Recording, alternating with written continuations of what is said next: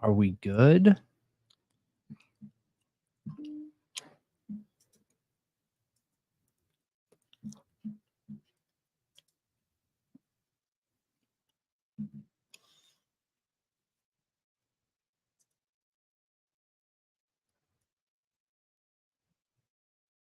Hello, hello. It's still not showing. Right. There we go. And welcome everybody to Thought Riot Podcast, your favorite true crime and criminal culture talk show. Jeez. But yeah, this is new. It is new. This is new. And we have a whole bunch of new, cool, tech-related things that we're going to be bringing to the podcast. And we're super excited to be able to do it live. There aren't a whole lot of live podcasts because it is very hard to do to manage your technology and give good information. But we're going to try it out. We're going to test it out. And I hope that we bring a good show to you all. The Thought Riot Podcast axiom is we commit to honest, intelligent, unscripted, and interesting conversations, bringing information we get, following it to wherever it leads, holding nothing back, and sharing brutal honesty the entire time because we censor nothing. And talk about everything. All right. Welcome everybody to the show. So what are we getting into tonight? You asking me? Yeah, I want to know what you're bringing tonight. We're going to talk about Sebastian Rogers because I've just been thinking about things, and we, live streamed the press conference earlier, and, re-listening to interviews, and there's a lot that's fresh in my mind right now. And I think there's some serious questions that need to be asked, and I hope the investigators are asking them. And we're going to talk about Caleb Harris, and there's some interesting things with like the phone that I think, would be, you could add to that. Your, expert opinion on the technology in that case. What is going on with all these missing people? I swear it is like one after another after another. It is crazy. Yeah, I don't know. And the other weird thing is like Caleb Harris and Sebastian Rogers are both said to be barefoot. What's up with barefoot missing people? I don't know. That is weird. It's weird. Okay. I know we're going to get into it, but with the Sebastion situation, I mean, the one story is that he's barefoot because all of his shoes are accounted for. Right. We don't necessarily know for 100% sure that he went off walking into the wilderness without shoes. Sure. That's what we have been told, right? Yeah. Okay. So yeah, but his biological father is like really wants the facts to remain the facts because he's relying on 4 private investigators and Facebook groups to look for his son. Like, he's not getting a lot of help from the cops when it comes to searching, is what it sounds like. He's basically leading his own investigation. Which, good for him, man. That is literally what I would expect to see from a parent. Like, how can you rest until... Yeah, but I mean, the cops in their press conference today, they let everybody know that they are still looking. They are investigating. I just wonder if this has switched from a missing person and trying to find Sebastion to Sebastion is not here anymore. And we're investigating to see what happened and where where he has been hidden. That's what I am curious about, because there it gets to a point, and we're at a month in. Okay, we're at like 6 weeks in, over a month, to where it's like the odds aren't great, unfortunately. And I hate to say that. Statistically, yes, the odds are not good. I for his dad, I still have hope. Like, his biological father breaks my heart, when he talks about his son. You can just tell his son is his life, and he really, really, really loves him. He's spending his every waking moment searching for him. So I really want him to find him alive and well. But I think there's some serious weirdness in this case, like serious weirdness. Yeah, no, I agree with you. I agree with you. And to give everyone the rundown real quick, with each of our stories, since we're doing the podcast live, right? Not a pre-recorded podcast that we're then going to edit and then going to air. We will absolutely be answering questions. That's one of the benefits of being able to do this live. So any major questions, super chat, super stickers, anything like that, we will be touching on those at the end of the story after we've gone through the information and conversations. So just hang tight and we will get to it. Michael, we appreciate you, member for 6 months. And the king of the chat. Yes, king of the chat. So make sure you guys post your questions and everything as we're going through our stories. So for me, we did talk a little bit about what each of us are covering tonight, because normally in the pre-recorded content, we go back and forth and we each have our own stories. With us breaking up the podcast into halves, instead of doing a 4.5-hour show, we're going to offer 2 separate shows a week.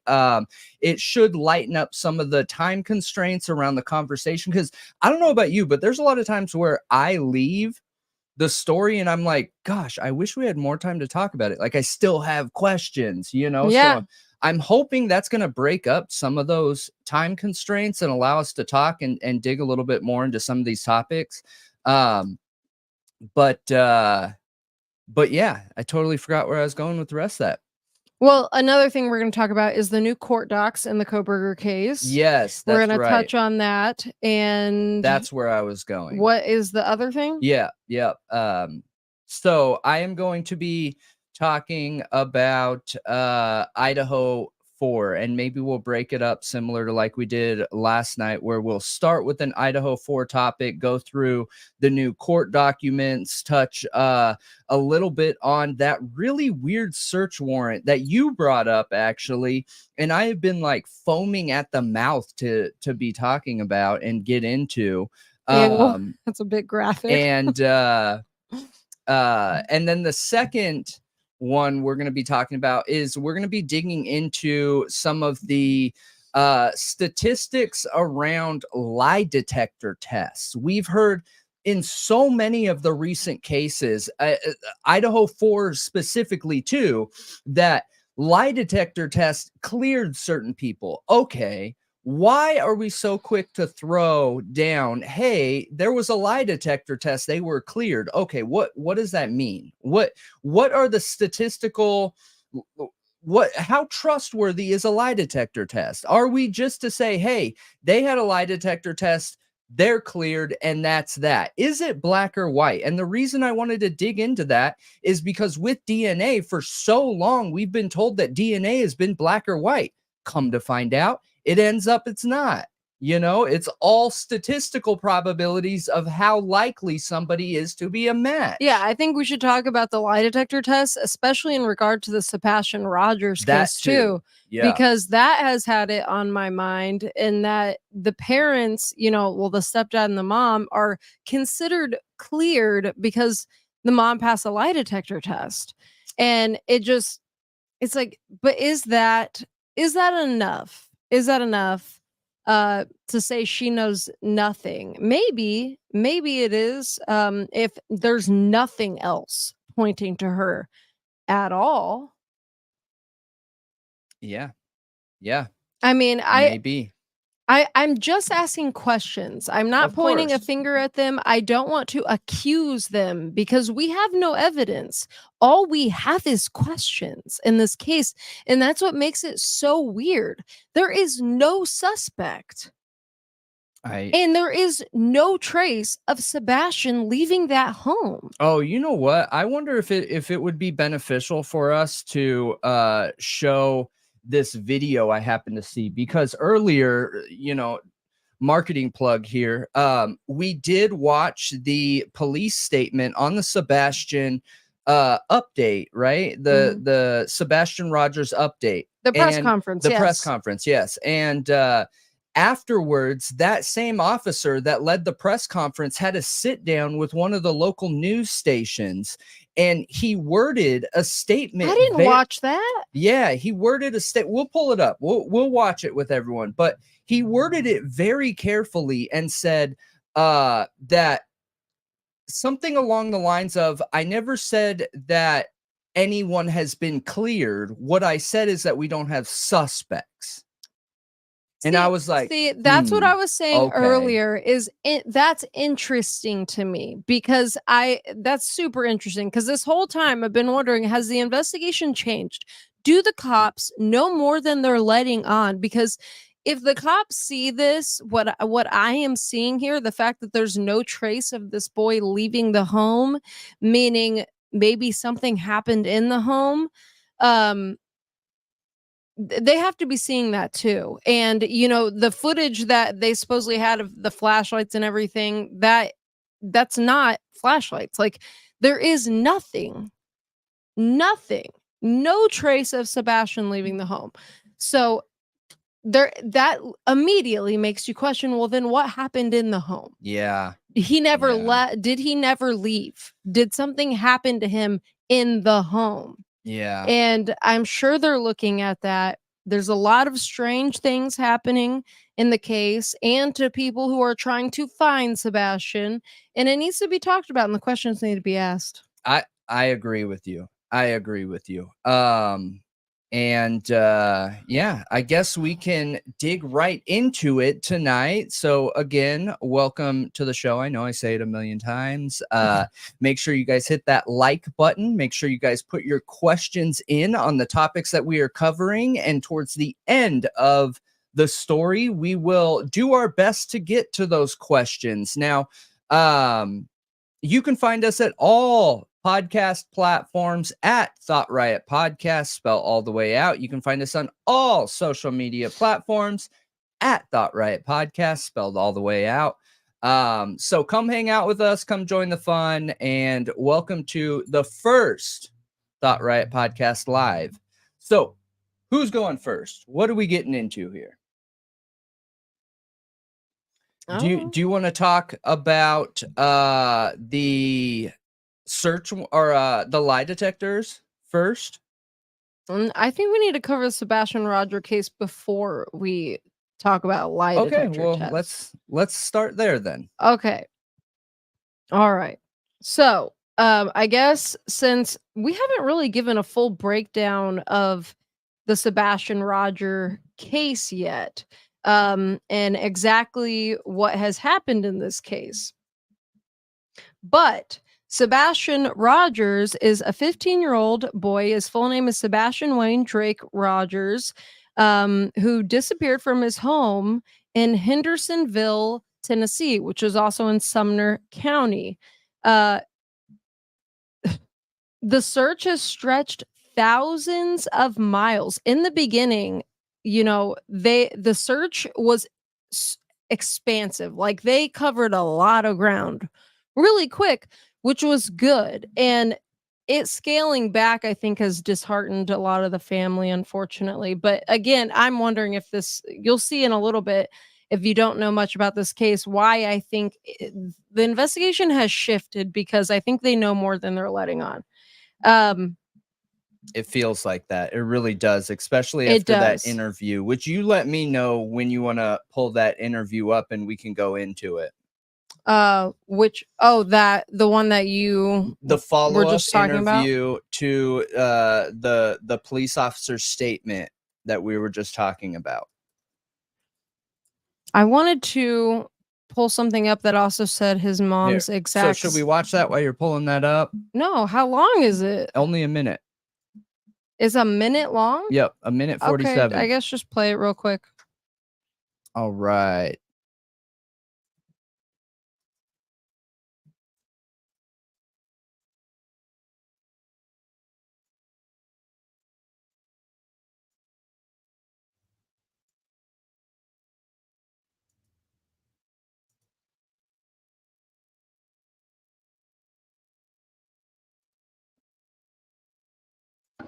There's been an exhaustive search for Sebastian Rogers, but with few updates from authorities in recent weeks, some have wondered, is enough being done? We're doing everything we can do. Every time a tip comes in, we follow up on it. Eric Craddock is chief deputy with the Sumner County Sheriff's Office and heads up the investigation. He sat down for an exclusive one-on-one to talk about what they do when there are few new leads. I think in the absence of information, what we'll continue to do is go back over everything we've already done once, put a fresh set of eyes on it. To that end, Craddock says searchers recently found a pair of glasses, which they are checking to see if they belong to Sebastion. He says the parents continue to fully cooperate. Any evidence of foul play? We have not cleared anyone, but we have absolutely no evidence to support foul play. I asked about exclusive home security video obtained from the neighborhood the night Sebastion disappeared. You can see two suspicious light sources, which we've circled here, in an area behind the teen's home. Since we first aired the video last month, authorities have said no evidentiary value. It is of no evidentiary value. Can you tell me what those lights are? No, Why? because the investigation remains ongoing. And so it could play a role down the road depending on developments? We don't know what we don't know. So yes, it could play a role. So many are, of course, closely following this case. How difficult has it been, all the noise on social media? Oh, the rumor mill on social media has done nothing to advance this case. Craddock says investigators continue to work the case daily and deal not with feelings, but facts and evidence. There's no stone left unturned. Nick Barris, News Channel 5. Okay, interesting. So anyway, let's talk about what exactly happened. So the night of February 25th, well, that day, the mom claims that they went to BJ's. The night they went to, so they went grocery shopping, and I think that's at BJ's, right? That's a grocery store, right? I think so. I think so.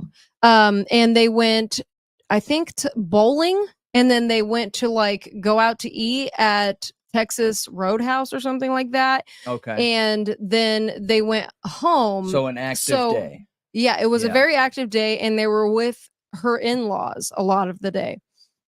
And that's just like the basics. Like they just had a very busy day out and about.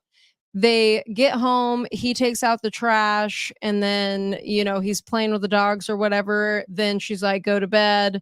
And I think it's like around 9 or something like that. And he goes to bed without a fuss. And in her interview, she kind of giggled at that. And I think the interviewer inquired on it, or she felt the need to clarify. I can't quite remember, but she clarified, and she said, you know, well, he doesn't always listen. That's why I giggled. Like the one night, you know, he listens, and went to bed. And then later on, like around 10 or something, she hears a thump in his room. Okay. And she says, she's like, I don't care what you're doing in there, but go to bed. And he says, okay, mama, which in the beginning, her first interview, she did not say that. She said she heard a thump and that was it. She didn't expand upon it at all. And then in another interview, she expanded upon it.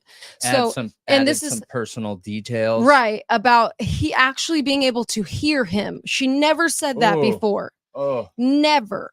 And this is how like these things keep evolving. Their stories keep evolving, which I don't know what that means, you guys. I don't know if it's they're allowed to say more things, or they feel the need to divulge more, or because there could be many different things. It's just other behaviors have drawn suspicion for me, but that doesn't necessarily mean they've done anything wrong. I think all people can handle certain situations very differently. Yeah, and So I'm going a little tin hat here, but it sounds like if you're adding a little bit of personal detail to it, like, hey, chuckle, because normally he doesn't listen, but this is the one night that he did listen.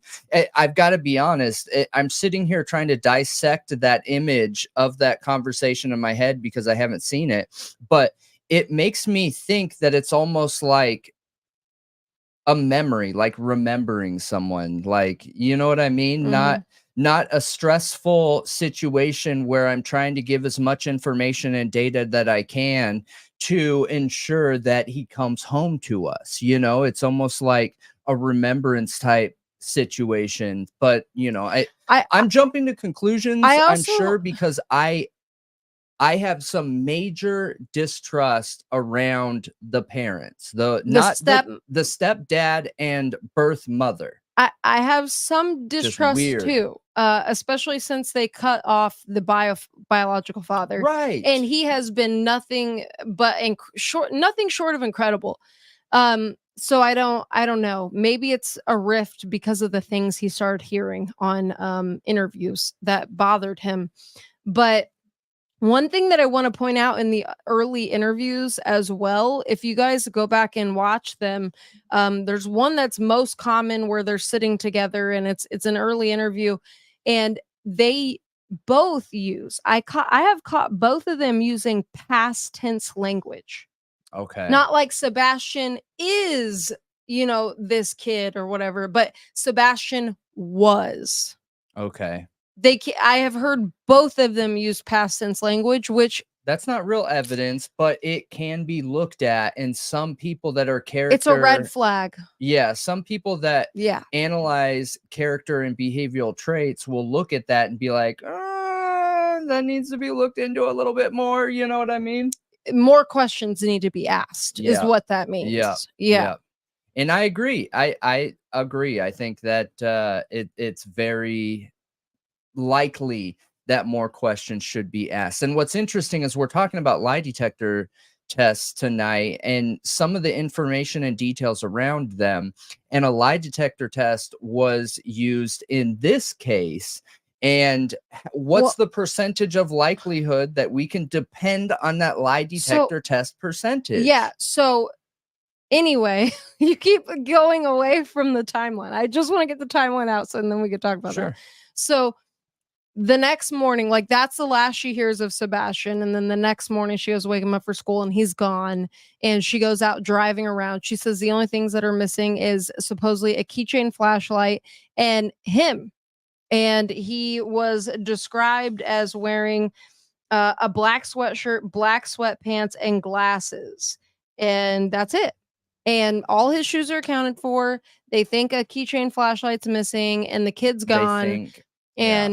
Yeah, that's it. And she goes out driving around looking for him, can't find him, is on the phone with her husband. And I think it's like 6 a.m. He calls 911 on three-way with her.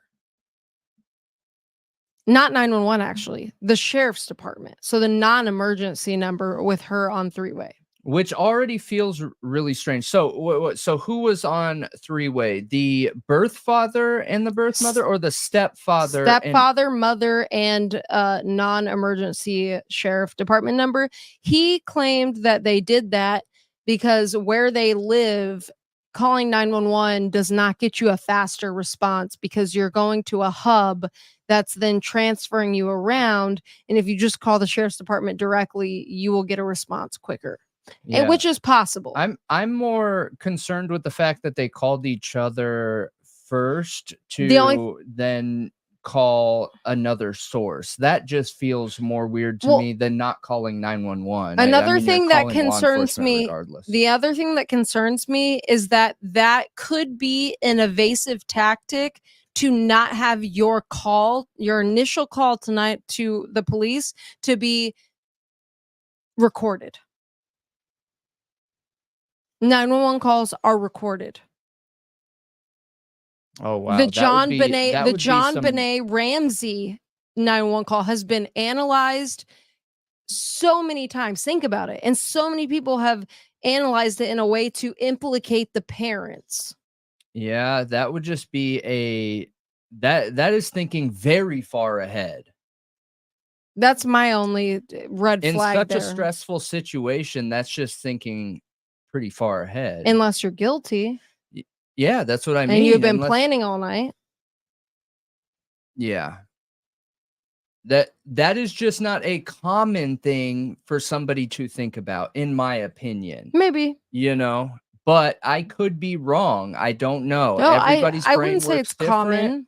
And that would surprise me for an average situation to be like, wait, I need to call this in, but I'm definitely not calling 911 because 911 calls are recorded. But if I call the non-emergency, you know what I mean? That is, you're thinking about so many other things like getting in trouble, covering your tracks, all these other things that the 911 call, I would just be surprised if that was caught. That doesn't mean it wouldn't be. I would just be surprised. Interesting. Okay. But that is yeah. interesting, and I didn't think about that. Yeah. So since then, there's been a very big search for him. You know, they had many dogs out. They drained retention ponds. There's been close to a dozen agencies, which includes TBI, Highway Patrol, Fire Department, Hendersonville First Responders, Sheriff's Office, Shackle Island Volunteer Fire. I think also the Secret Service has been involved in some respects. They have had helicopters out, they've had drones out. Like this has been a very big search, and the biological father has been driving, you know, pretty far away, searching empty buildings, warehouses, parks, like anywhere and everywhere you could think of.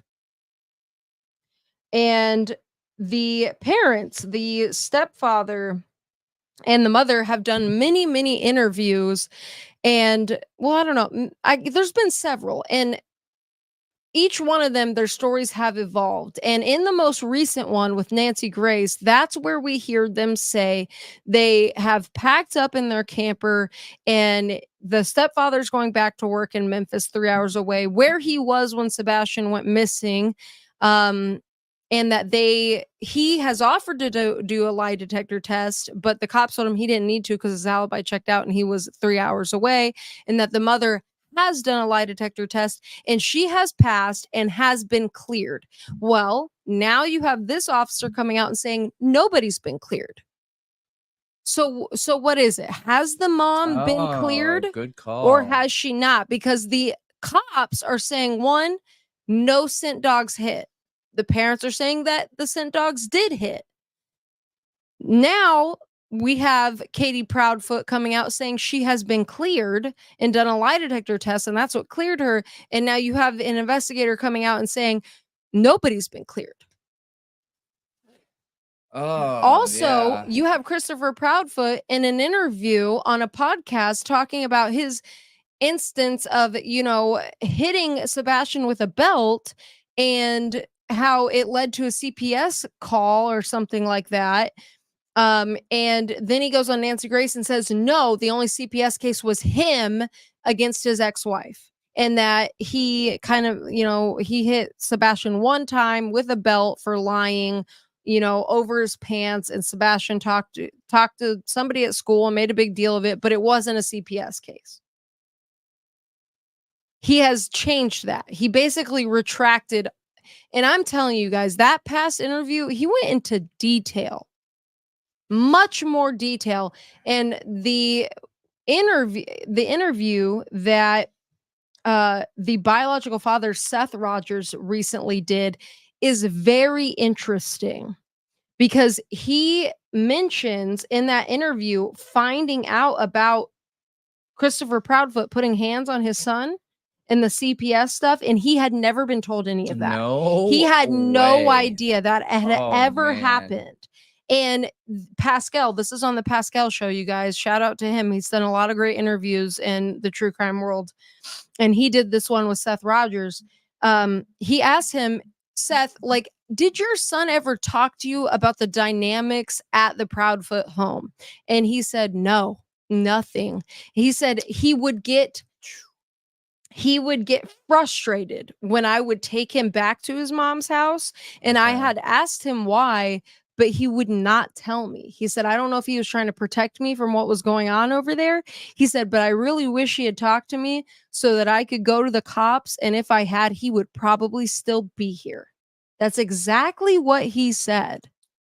The underlying tones of making a statement like that makes me feel like there's some big questions there from him. Now, it's interesting, though, because I have watched this a little bit, and you brought it on the last show that we did when we were talking about Riley Strain and Sebastian Rogers, because they're like in the same area and both missing.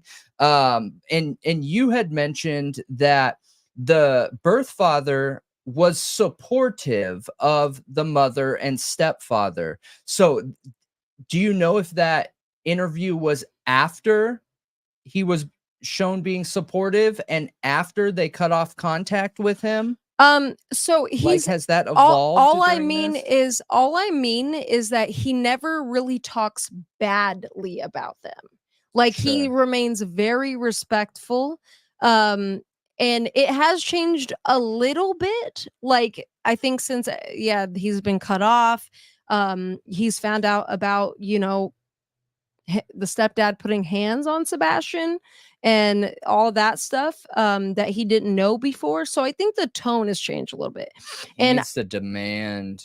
I want to bring up more investigations into everybody again. And what's interesting here, you probably don't have this up because we've talked about it so many times, but the statistical probabilities around it, one being a family member of somebody who where a homicide's involved or they go missing, is insanely high. Two, when somebody goes missing or a homicide is involved, normally when it's a child, it is like 70% plus within the immediate family. So it's already high that it's part of the family. And then when it is that family, the statistic is even higher in probability that it's a direct relative, like a step parent or a parent.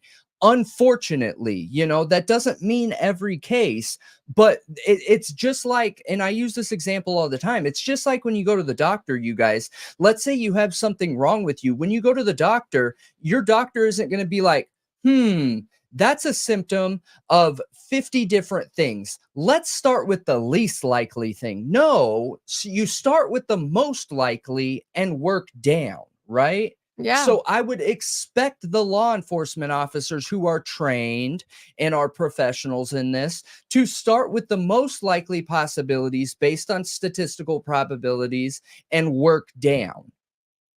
Now, Absolutely. again, is just a polygraph enough? We haven't dug into that yet. We will soon. But is that enough? We also don't have much confirmation of anything. We only have her word for it. And to be honest, I don't know if her word is that trustworthy, considering how much the stories keep changing. Just saying, like, I'm not just going to take her word for it. I want some kind of verification. Yeah. Is all I'm saying. But anyway, I wanted to also bring up the Chris Proudfoot's ex-wife, Nina Gomez, did a really long interview where she told her story of how she met Chris Proudfoot, how she married him, how they came to have their daughter Faith, and basically the nightmare that marriage was. And, you know, earlier today when we covered the press conference, I said, I don't know if I have no idea, like, if everything she's saying is accurate. I think that there's always, three sides to every story. Yeah. There's her side, his side, and the truth. And I think that human memory is fallible. Okay, it's not perfect. You remember things through your own filter. And so he would probably remembers things through his own filter. And anybody else involved in that situation remembers things through their own filter. So I think that really in really, really messy relationships like that, super toxic relationships, it's hard to just take one person's word for it. However, if there's any truth to what she's saying, which I tend to believe there is, it's a huge problem. Major red flag, considering her allegations against him are that he manipulated her into moving her away from everything she's ever known and her family to Hendersonville, where his family lived, just to trick her into dropping their daughter off with his parents so that then they could serve her with a restraining order to get custody of their daughter. Made her shady. move across the Yeah. country for this. Only to slap her with a restraining order. And keep her baby daughter away from her. Mm. Horrifying. Like, think about being in that kind of situation. That would be so scary. Super, super scary. Well, I thought that was interesting because then later on, she says that she's in contact with Sebastian's biological father, Seth, and they have a relationship where they're supporting each other. And Seth told her that Sebastian was about to come live with him full time. He was about to get basically full custody of Sebastian. Wow, so a major life change. Yes, and Sebastian was about to not be living at the Proudfoot home anymore, which is interesting. And then she talks about how this past December 27th, Chris Proudfoot and Katie Proudfoot pulled the same thing on her again, where they had her drop Faith off at the airport, and Katie Proudfoot was waiting for her and took Faith. They told her goodbye, the little girl, and she goes with Katie Proudfoot. And then there's this guy there, a lawyer that she knows because the Proudfoots, Katie and Chris, have hired him before, and she's met him before. He's a lawyer. He was there ready to serve her with paperwork. And she wouldn't even look at it. She wouldn't take it. And she freaked out and ran out of the car and grabbed her daughter and started yelling to the airport that they're trying to kidnap her daughter. And she said, it was immediate trauma reaction. Like I had such intense trauma from the past situation that I just knew I needed to get my daughter because they were trying to take her from me again. And I don't really, her whole story that time, I didn't quite understand what the paperwork actually said, but it was a whole situation. But I thought that was interesting. It's something really similar. interesting. They're still going through this intense custody battle these years later, and they tried something like that again. And Katie was involved this time, Sebastian's mother, and that was a very recent. And Sebastian is about to go live with the father, the bio father, and they're trying to get Faith, Chris's daughter. And they had a whole bedroom set up for Faith already at their home. See, and that is so strange. I think that in that situation, the red flags that stick out to me are the lack of empathy towards the child's other parent, regardless of what woman it was, regardless of what child you're trying to do it to. Is that in the child's best interest? Because it doesn't feel like it is. It feels like it's in the best interest of the adults that are involved on the other side of that situation. I agree. That are saying, haha, I won, or I want this, or it feels super egotistical. It does. And that's concerning when it's something as serious as a child's life and the trauma in it. Those are major red flags. I don't think those are red flags that we can just very easily look over.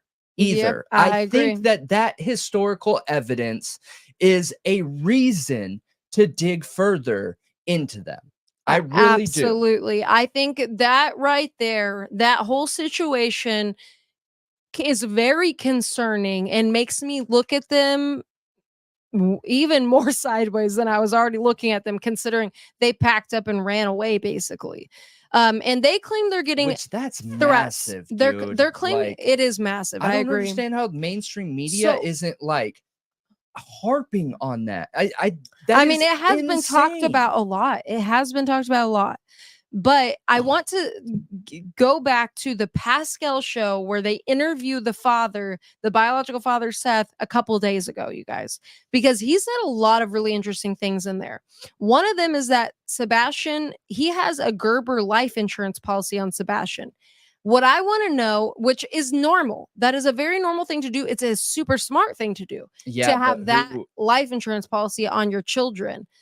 Because is- it benefits them when they are an adult. But I want to know who is the beneficiaries on that policy, exactly. and are there any other life insurance policies pulled out on Sebastion? Yes. Is what I would like to know.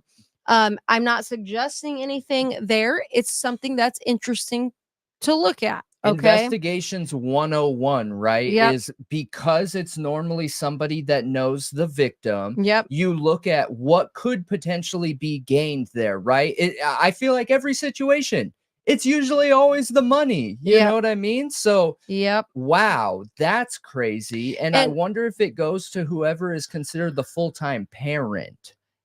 You know? Maybe, I don't know. Which, I mean, if he's getting ready to go live with his dad, I don't know. But I want to say, we just watched that video and it showed on that the surveillance footage that had those two little Yeah. lights that people were saying were flashlights. Mhm. Well, in this interview, the father, Seth, says that he was shown that video recently. He sat down with Katie Proudfoot, him and the TBI. They sat them down. Uh-huh. Chris did not come. The stepfather did not come. Okay. And they were shown that footage in like the whole thing, the real thing.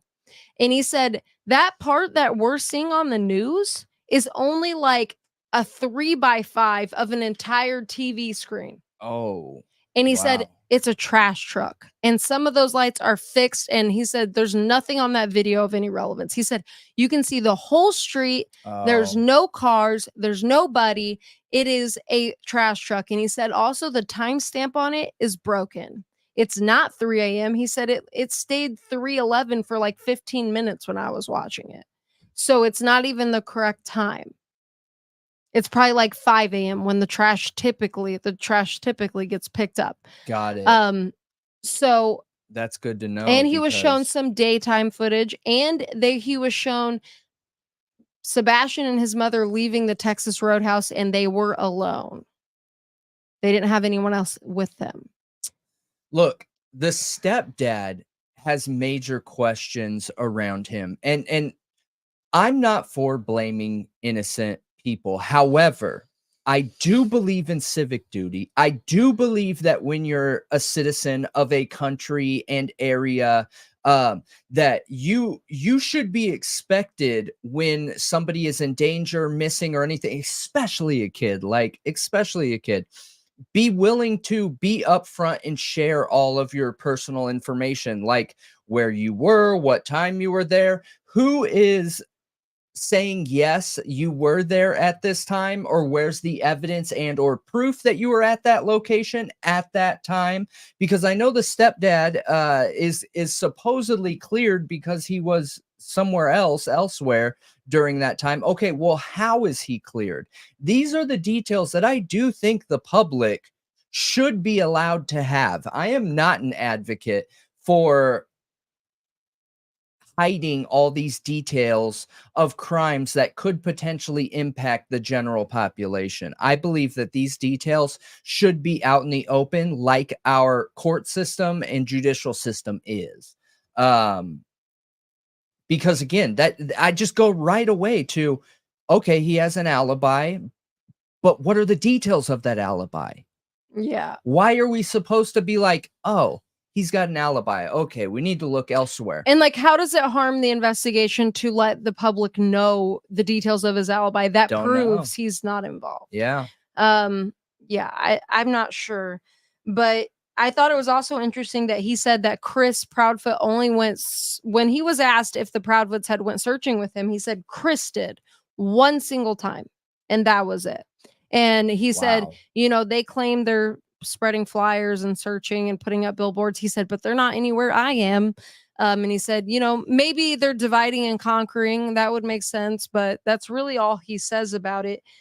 He details that he has 4 private investigators, which I thought was incredible. Like, wow. And he also said, he's talked about the threats. Okay. And that's one thing I want to touch on, because I found that also interesting, is he claims that his volunteers have been getting threats, and he's concerned about their safety. And also the United Cajun Navy pulled out of the search for Sebastion. They called him and said, hey, like, we got to pull back. People are calling and threatening not only us, but now our families. And, you know, we can't do that. And he said, I can't have anyone else's life on my hands. Like, I'm not going to sacrifice other people's lives and their families' lives to find my son. I won't do that. So he doesn't blame them for pulling out. That is so weird. Okay, like that, I feel like we're in Bizarro land or something. I know. I want to say this: the Proudfoots, the Proudfoots are the first to claim they were getting threats. They were the first to say we're getting threats, and then slowly everybody else started getting these threats. And he even said that some of his volunteers have been getting followed around. Now, let me ask, and then he said, you know what that tells me? That tells me that people don't want me to find my son. And that makes me wonder, who has the vested interest in making sure that the searchers can't find Sebastion, that these organizations are not comfortable searching for him because they're afraid of these people who are threatening them and their families, and people don't want to volunteer for Seth because they're getting threatened, like, and they're getting followed around, and they're scared and nervous, and they're not staying out past 5 p.m. because he told them not to, because he's worried about their safety. Like, who is interested in making sure, who benefits from Sebastion not being found? Who is doing these threats? Because that is insane. I agree with you. Who would threaten the volunteer? It doesn't even feel workers real. that are looking for Sebastion. Like, it's one thing to say that the Proudfoots are getting threatened because people are looking at them as guilty, which I never, ever condone, you guys. So do not do that ever. I have in any case. Great question here, or I think it's a great don't question. Even threaten Rex Huerman or Ted Bundy if he was still alive. Just don't. That doesn't do anything. That doesn't help our judicial system. No. I have a really great question here, or I think it's a really great question. So in order for, all the volunteers are local.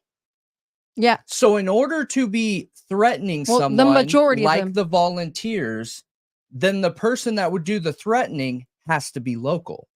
And what I mean by that is, I couldn't go find a phone and just start, okay, let me call so-and-so. No, I don't have their number. I don't have their name. I have no idea who's down there. I don't know any of the details. You don't know how to even get their numbers. Nothing. So again, would somebody threaten one of them that are looking for him that don't have involvement in the case?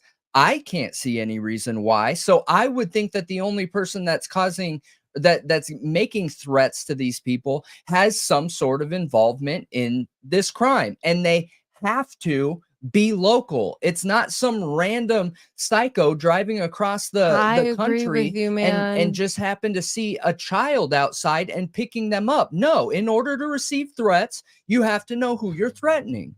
That's what, dude, I know. When I heard that all these people are getting threats, and I was like, that's interesting because the Proudfoot said they were getting threats first, and that's why they up and left. And then suddenly everyone else is being threatened and even followed around and having things thrown at them. Like, Are you what guys connecting those in same the dots world I is going am? on? I am Like, connecting them. If, That was if the threat's weird, how can you make it not seem weird? Oh, maybe make more threats?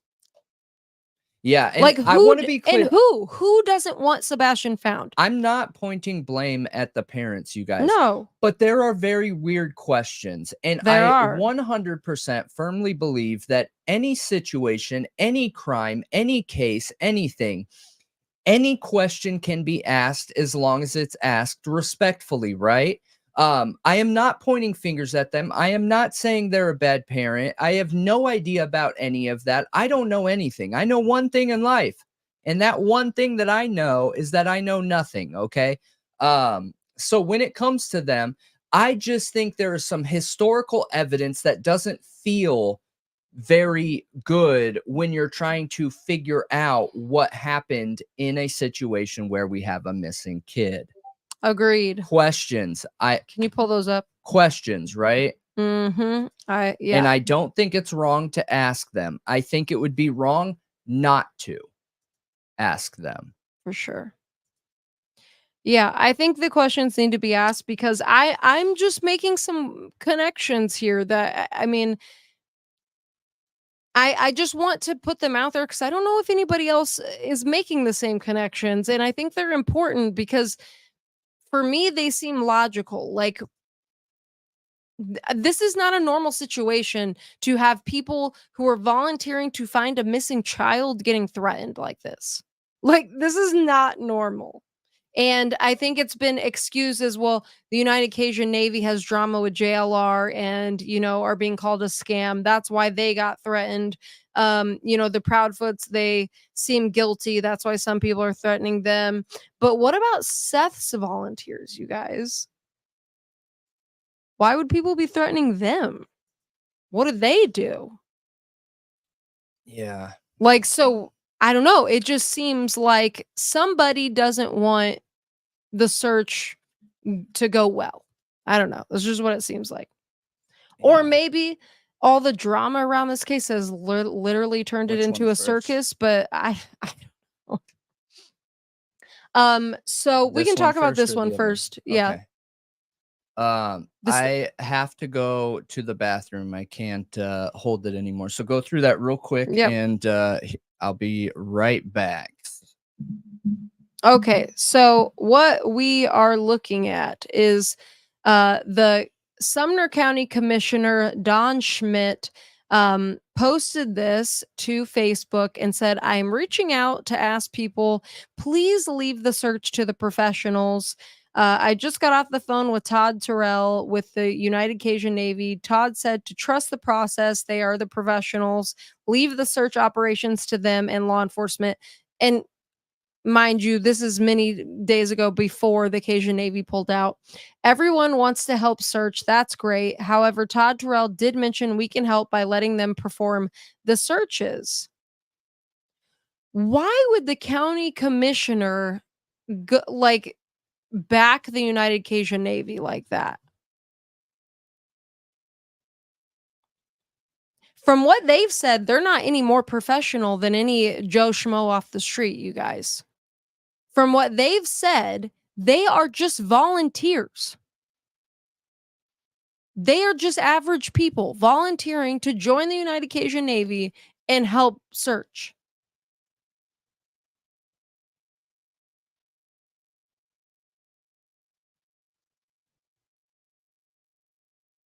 That's it. So I just don't understand why you would call them the professionals. It just seems a little bit weird to me. But I don't know. What do you guys think?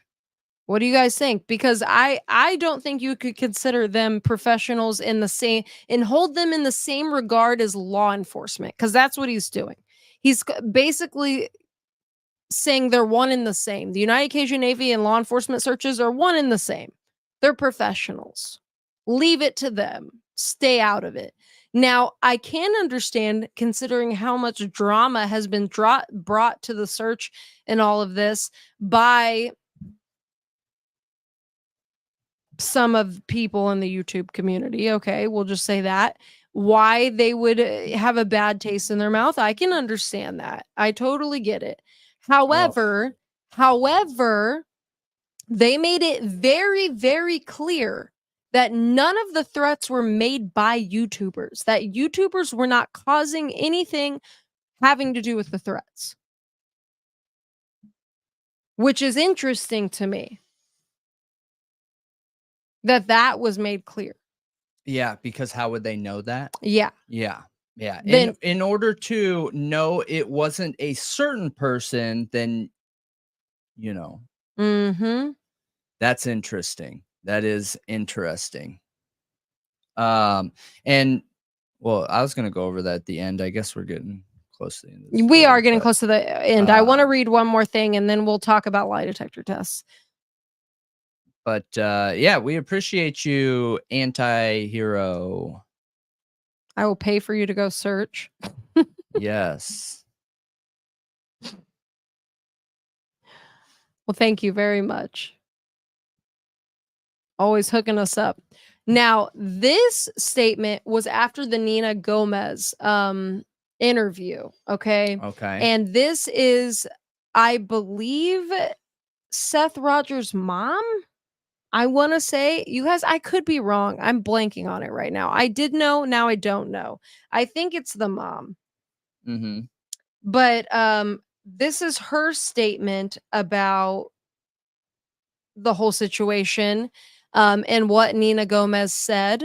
And she said, I want to thank Nina Gomez for having the courage to stand up to the Proudfoot Bowersox family. It is important to shed light on the type of people we're dealing with here. I just want to restore what I have said before. We, the Rogers family, are not afraid of Chris, Katie, or any member of the Proudfoot Bowersox family. We will find our grandson. We will prosecute anyone and everyone involved. You can follow us in our searching justice for Sebastion. Or wait. You can follow us around and try to intimidate us. Oh. You can follow us around and try to intimidate us, you guys? We are relentless in our searching justice for Sebastion and ultimately for Faith, her siblings, and Nina.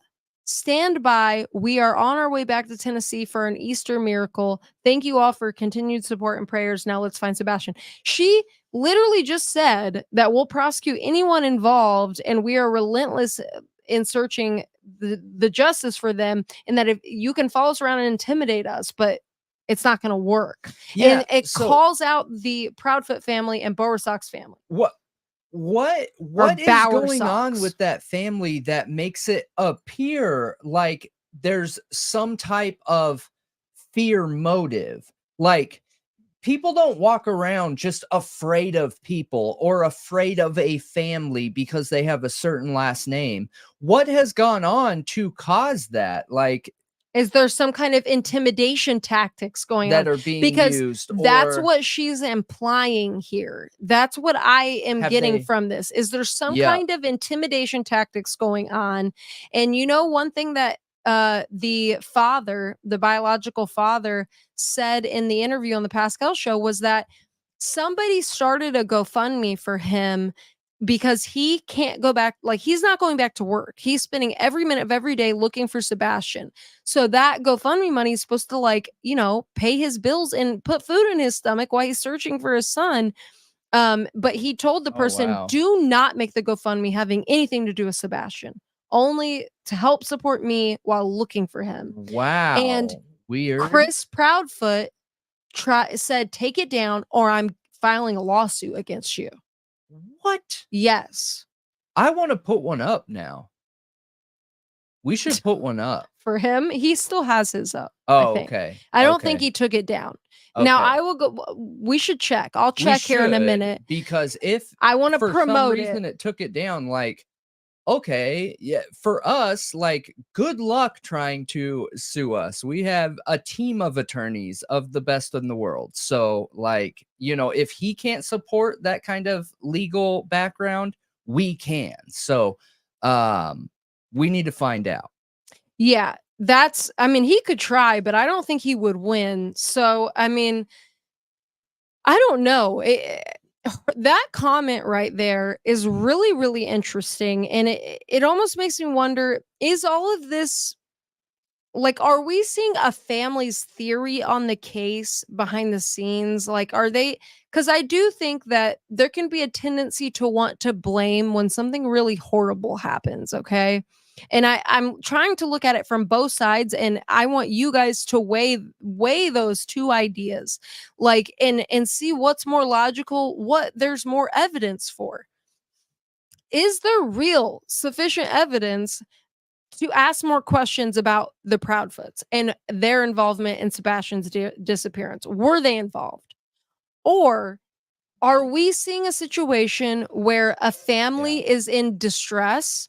The Rogers family specifically, the biological paternal family of Sebastian, and they are feeling some type of way because they're not communicating well with the Proudfoot family.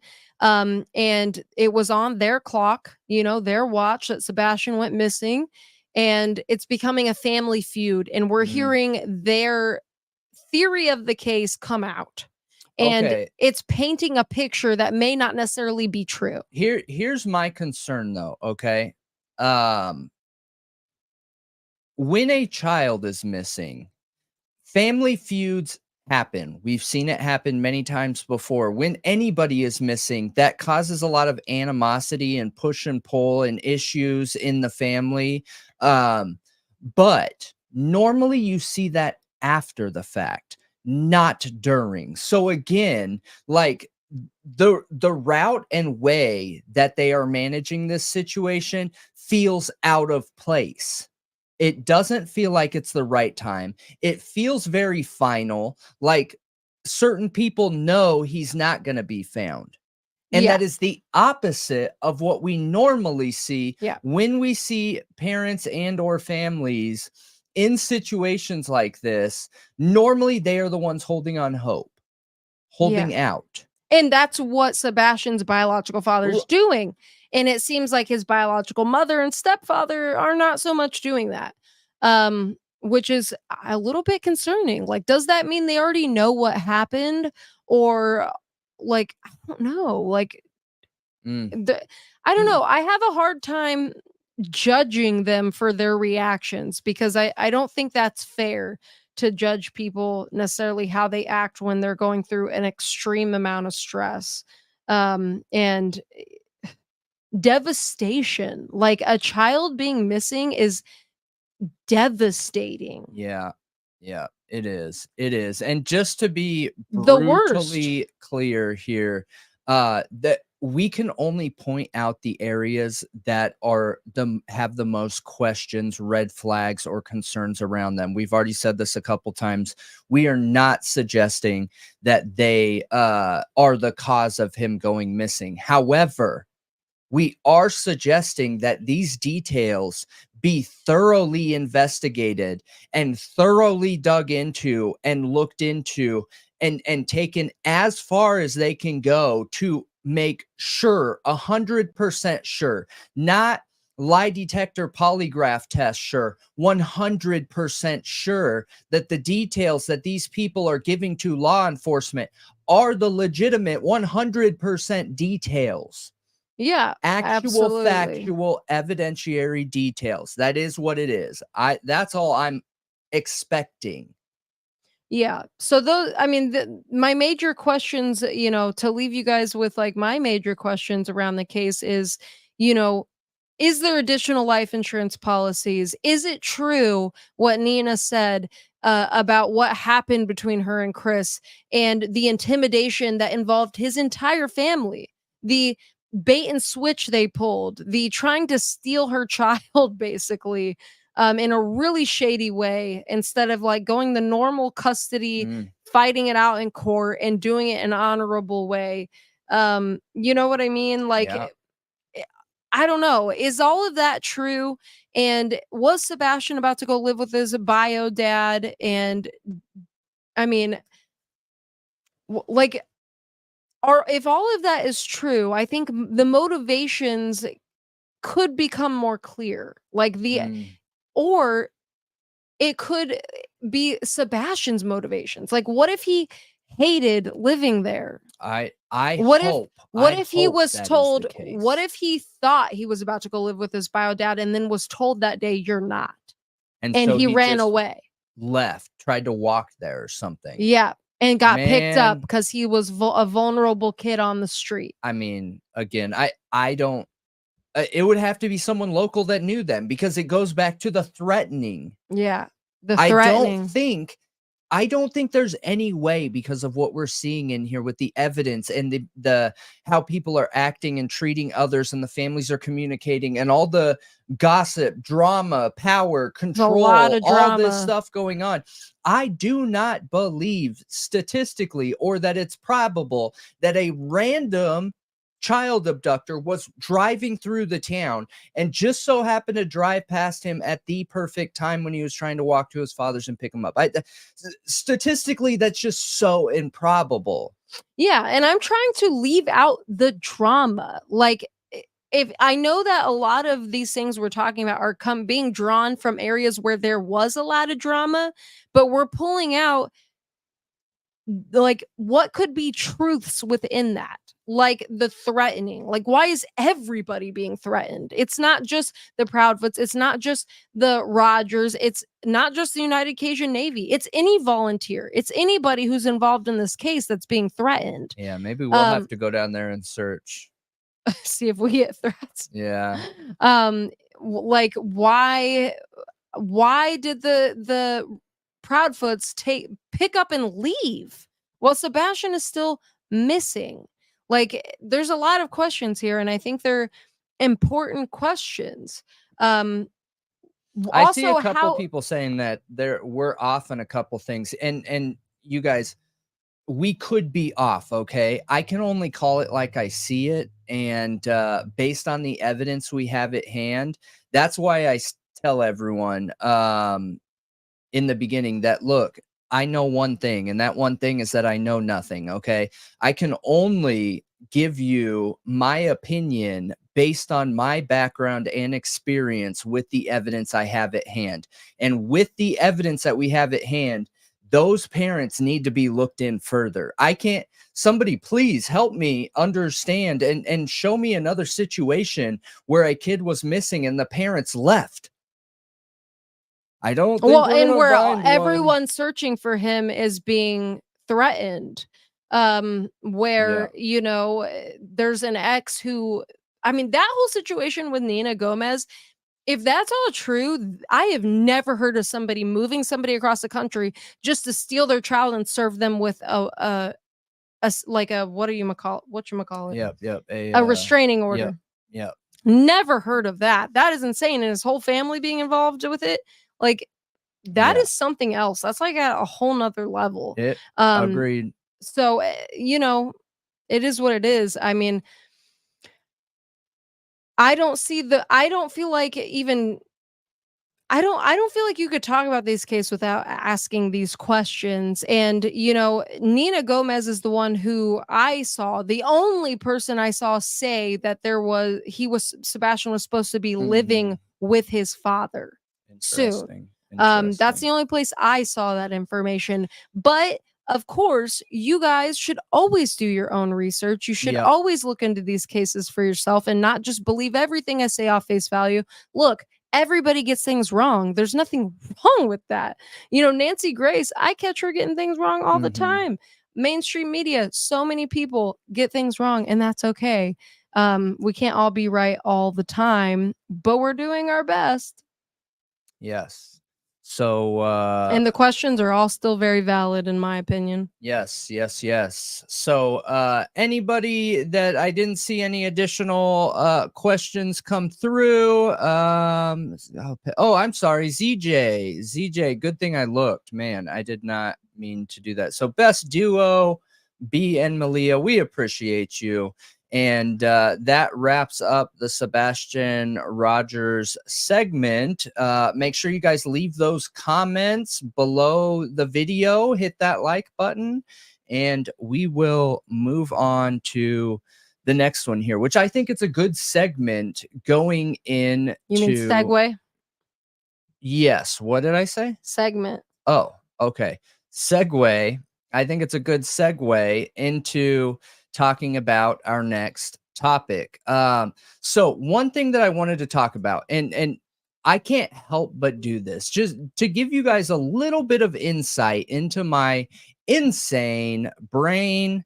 I'm always obsessing over different ideas and different cases and picking them apart, pulling them out thread by thread, and trying to figure out the who, what, where, and why in any investigation. And one of the topics that I came upon is a lie detector test. It's been talked about on a couple recent cases, like the Sebastian Rogers case, like the Idaho 4 case, which is the main case that we're covering right now.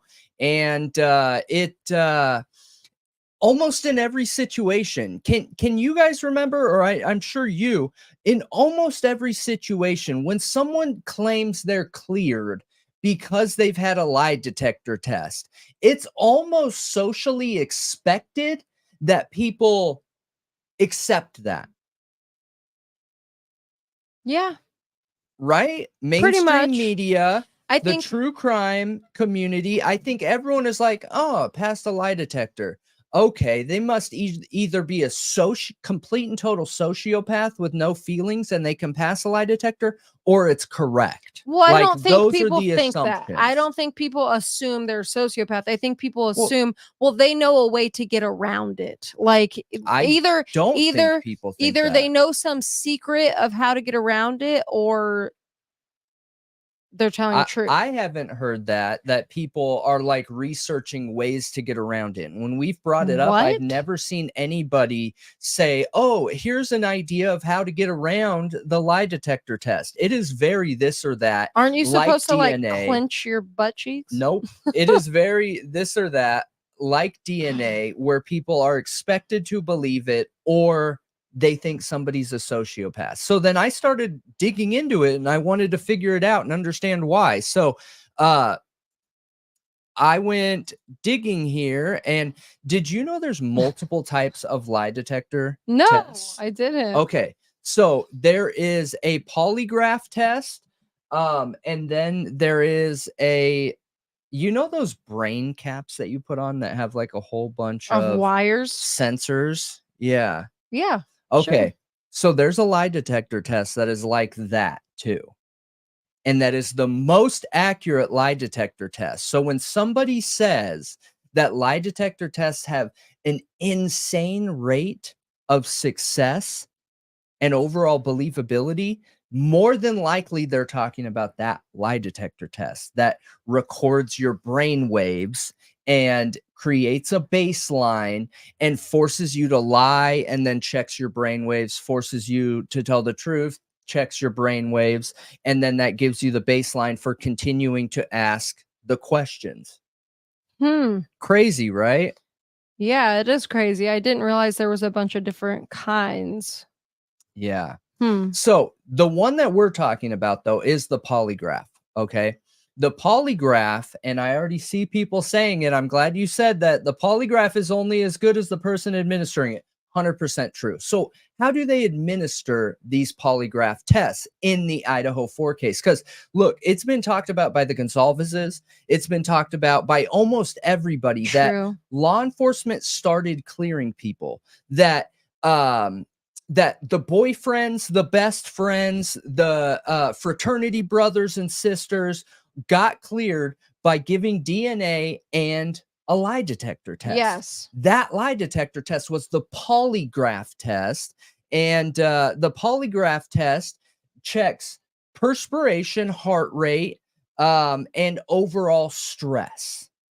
It is not a brainwave test. It is a stress test. Well, you know what's interesting is like if it's true that sociopaths can pass a lie detector test because they don't feel that stress when lying, then the person who committed the crime, if they were a sociopath serial killer, they would just pass a lie detector test.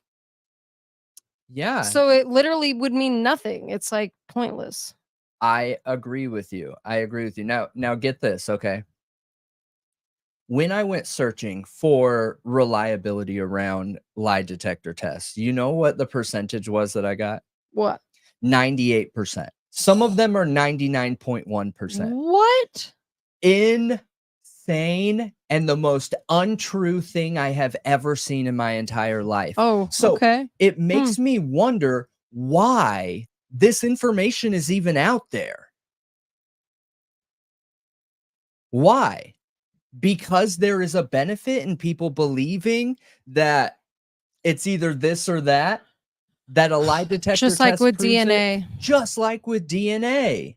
Exactly. And get this. So I've talked about this a few times, but the use of polygraph tests in police hiring processes, and this is written in 2023, but they have used the polygraph since the early 1900s in hiring law enforcement up until now.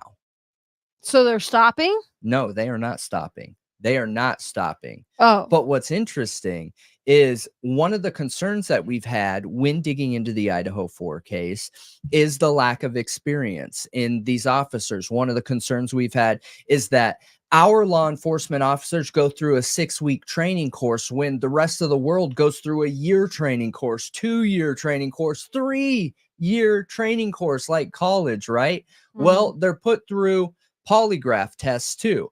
And it's been that way since the early 1900s.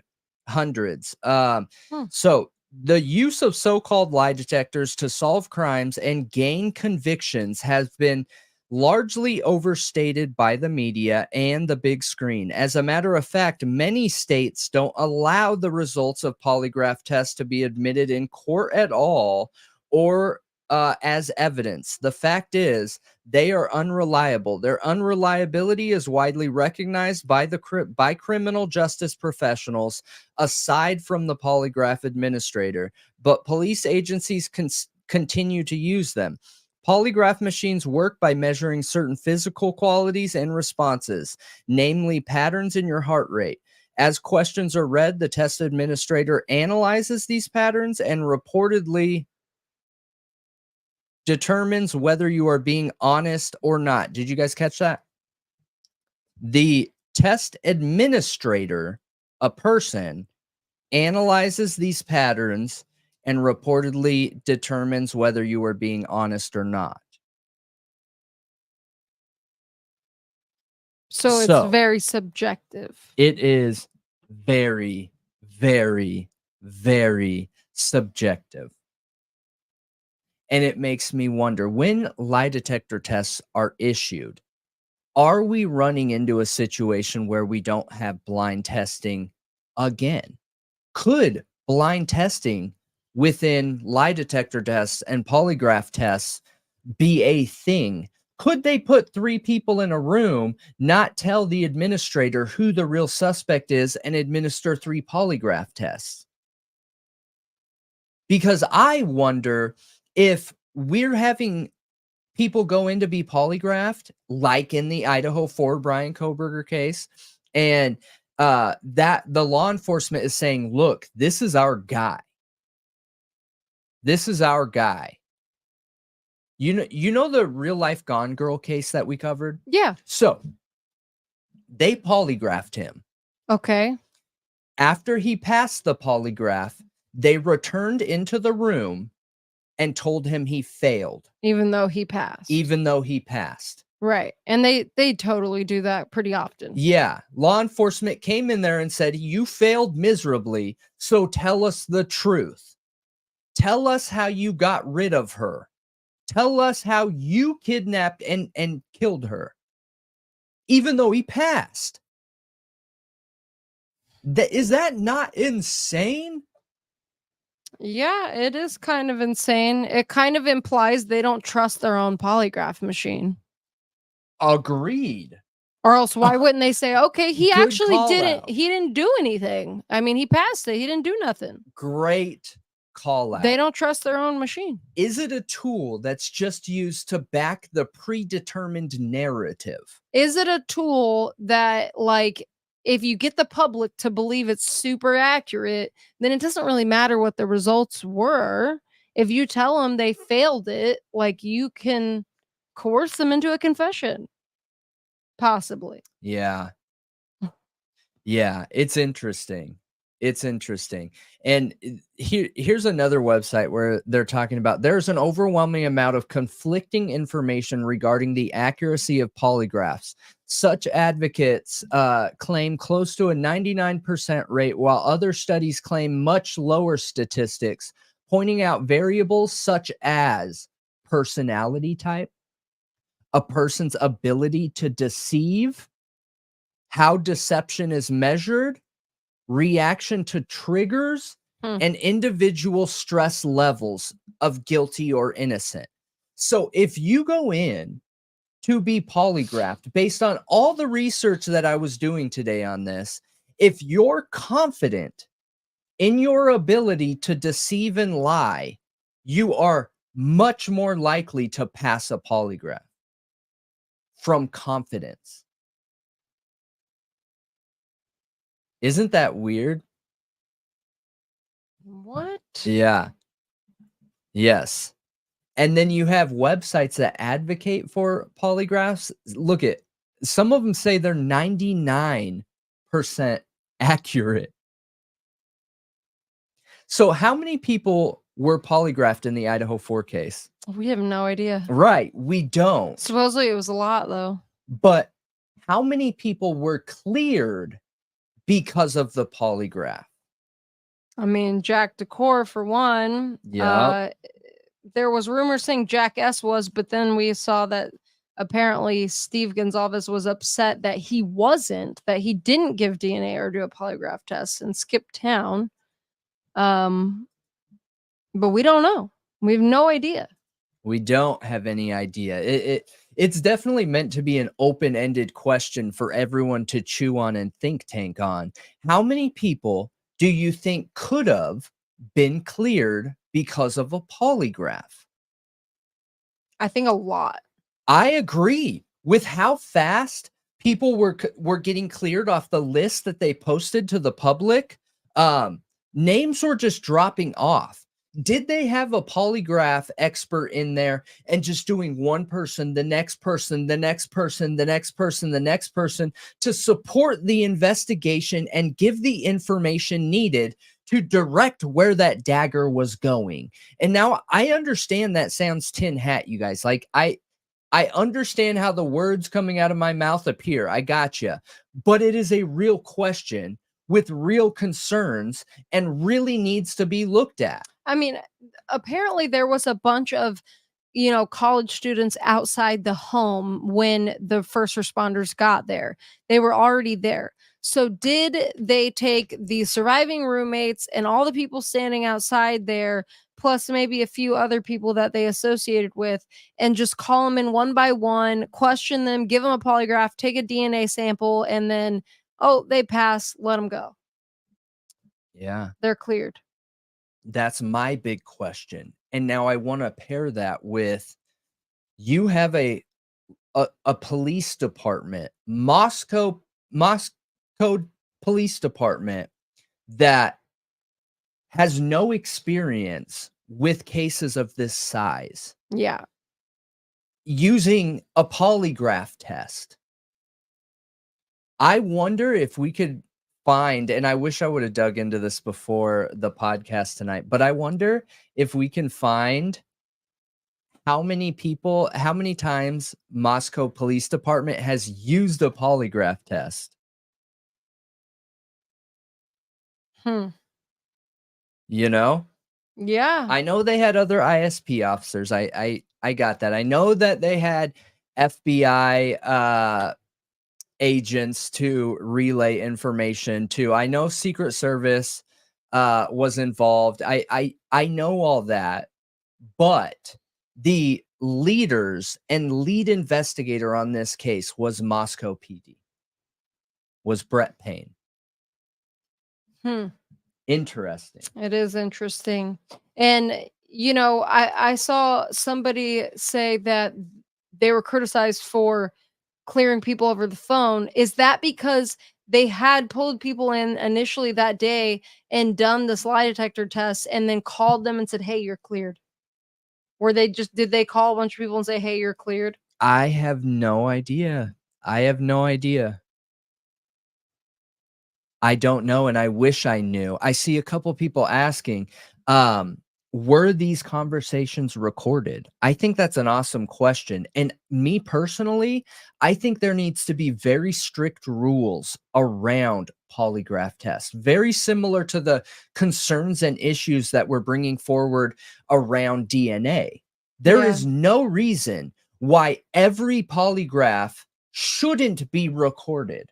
There is no reason why every polygraph test shouldn't have two administrators that aren't connected to each other to verify and validate every single result. Yeah, I've heard that they're technically supposed to do that, but that doesn't always happen. Oh gosh, They're supposed to have it I like couldn't peer find that reviewed. once. Yes, after the fact, Yeah. after the results are used in an investigation, they can take those results and have that peer reviewed. Mhm. It is not peer reviewed during the investigation. Okay. So what I mean by that is, let's say there's 5 suspects, okay? And law enforcement pulls in all 5 suspects with a polygraph test and the administrator, and they polygraph all 5. That polygraph expert, the administrator, is going to give the results to law enforcement. Law enforcement is then going to continue their investigation from those results. They're going to be able to take a copy of those results, take them back to their peers, and have those results peer reviewed. But the decisions have already been made in that investigation on where they're going. Okay. Yeah. So here I have: critics cry foul. The validity of a polygraph reading has been widely criticized. One problem, critics say, is the tendency of humans to lie. Research shows that children begin fibbing before the age of 3, and they can master a white lie by age 6, which is also the age most children are busy telling big lies. As we grow, some of us become habitual liars, and that can affect how we respond to a polygraph. So being a habitual liar, somebody who lies all the time, impacts the results of a polygraph test. Interesting, right? Mm-hmm. A 2016 study found that as a person lies more and more, the brain becomes desensitized and is less likely to trigger an autonomic response. That makes a lot of sense. Right. Yeah. I'm gonna go to the bathroom So- really quick. I'll be right Sure. back. So somebody that is a sociopathic killer, like in the Idaho 4 case, right? Somebody that can end 4 people.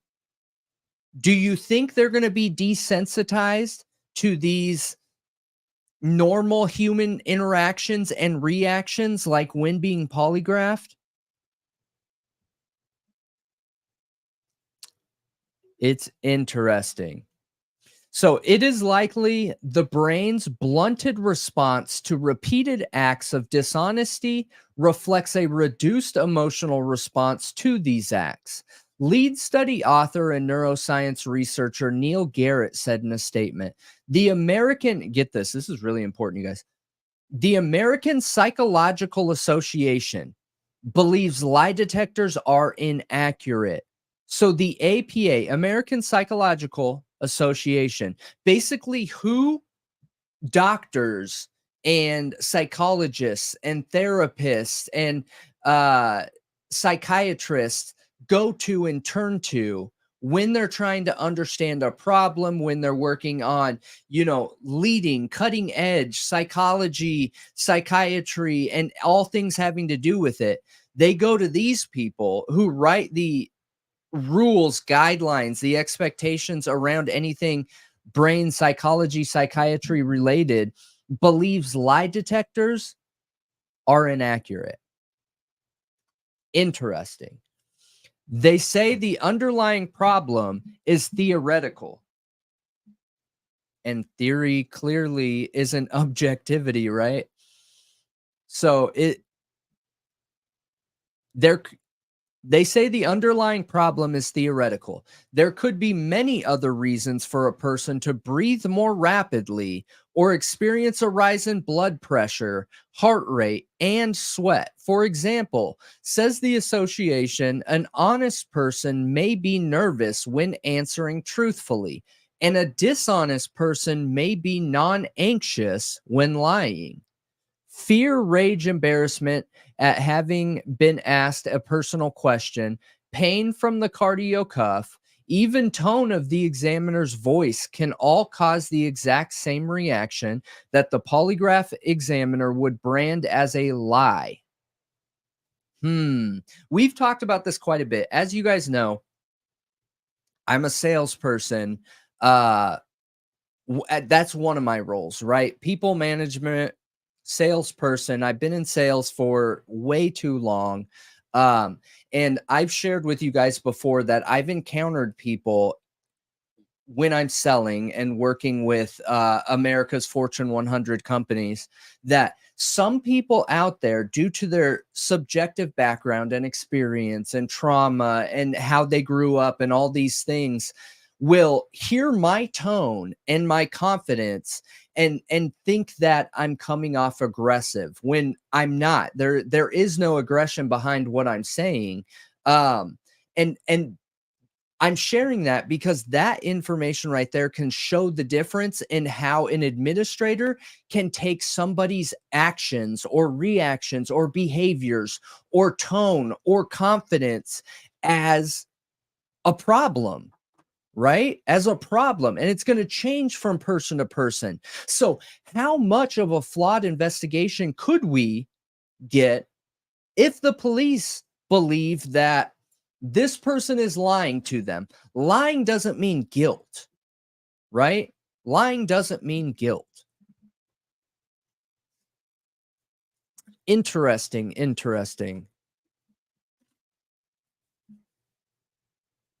And so you guys know, too, if you didn't know, for our viewers out there, they are not admissible in court.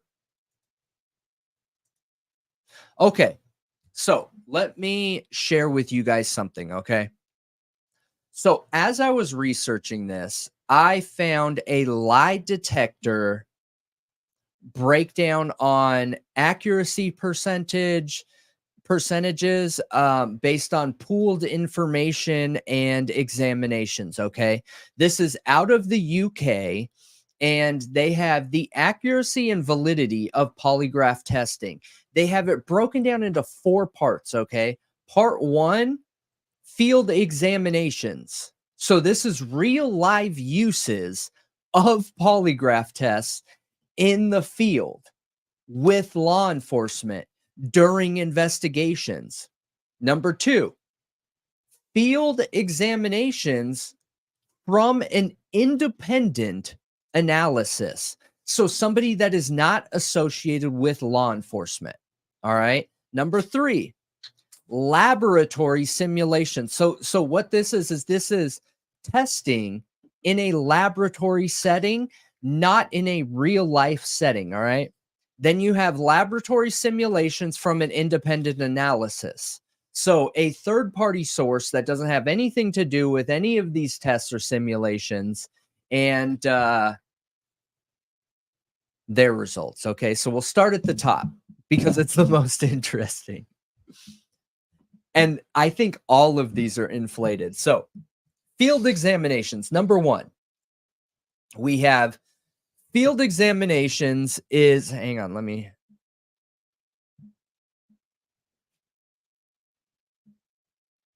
Okay, here we go.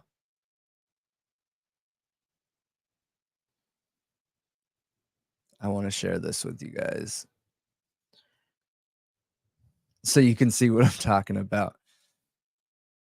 because this is direct proof right here of the subjective nature of polygraph tests. Okay, hang on.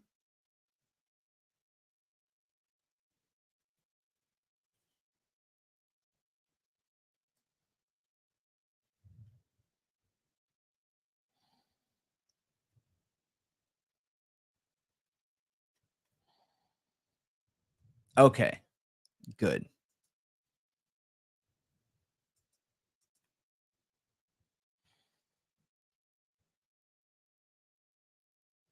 All right, here we go. Number one, field examinations. This is in the field, like in an investigation, using the test. And do you know what their accuracy is? From 2,174 examinations, 12 of those being study related, 98%. Do you understand what that means? So essentially what they're saying is like 98% of the time that they used polygraph in a field situation, like, okay, so if we change it over to Idaho for related, since we're wondering about those details, 98% of the people that they tested could be confirmed as being true, factual, and honest results. Okay. And this was done in 2,174 examinations. So in a field examination, how many, like, how much is on the line? Like, how important is it that they have those correct results? Very important. Yeah. Very important. And in those very important situations, the outcome was 98%. And to be clear with you guys, this is from a website that advocates for polygraphs. Just understand it's biased. Okay. Next, we have field examinations from an independent analysis, somebody who's not law enforcement and or tied to the polygraph company employed by law enforcement. 92% accuracy.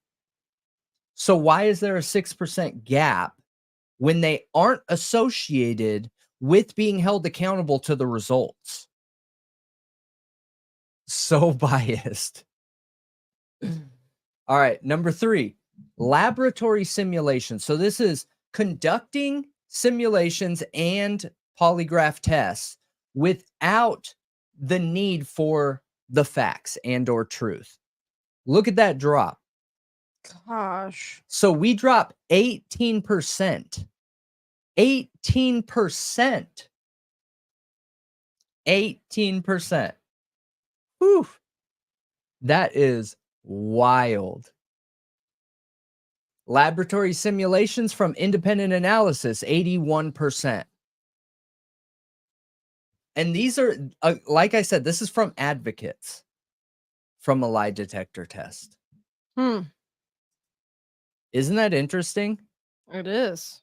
So it makes me want to buy a lie detector test, if I'm being honest. Why? So that I can start testing things myself, people, learn the ins and outs, ups and downs, who's, what's, where's, and why it's giving us the results it's giving. Because when I'm looking into these investigations and I hear, oh, that person was cleared, they lie detector tests. Okay, why does that mean they're cleared? Because they passed a lie detector test. So they are no longer a suspect because they passed a lie detector test. I mean, being a killer like that, you're already in like the 1 to 2% of people. You're already in that demographic of like the 1%. So why wouldn't you be the 1% that passes polygraph tests, even though you're lying? It makes me wonder if polygraphs are just used as a tool. I mean, they are a tool. No. A tool to reaffirm what law enforcement's belief already is in the direction their investigation is going. Possibly. You know? Mm-hmm. It makes me wonder. It makes me wonder. Yeah, me too. There's a lot of, I feel like, science that's been used in the courtroom that has later been called into question. It would be Yeah. interesting to talk more about those specific things.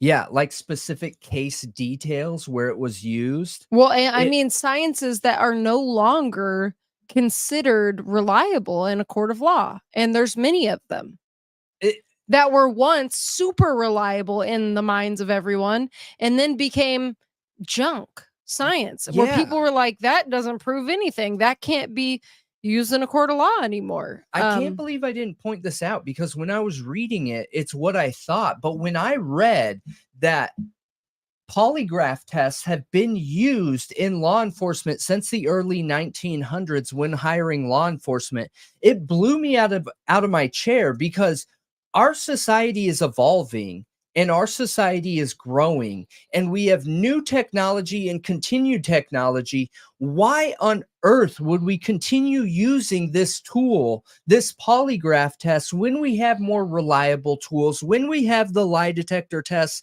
that measure your brain waves, which are way more reliable? Then why aren't we using continue that? to use the polygraph? I don't understand. I don't either. I had multiple friends who were hired by law enforcement, and they had to be polygraph tested like 3 times before they were given the green light to enter training. Weird. Yeah, I don't understand. If we have something that measures the brainwaves and it's that much more accurate, I don't understand why we're using polygraphs at all. What is the point? Seems like a waste of time. I agree with you. So going back to my original statement, now that we went through the details and unreliability of the polygraph test, why was that the go-to evidence in the Idaho 4 case? To prove that all these people close to the house, like in fraternities, in sororities, the surviving victims or roommates, or however you want to refer to Dylan and Bethany, why was the lie detector test used as evidence to clear them? And is that enough? After reading all this, for me, it doesn't feel like it's enough anymore. No, I don't think polygraphs are enough to completely clear somebody. I think it can be a helpful investigative tool, a way to, try to get some answers, but you still have to go back to the evidence at the end of the day. You can't just rely on a polygraph to say, yes, this person's guilty, or no, they're not. Like, there has to be more than that. There has to be, you just got to go back to the evidence. That's it. I agree.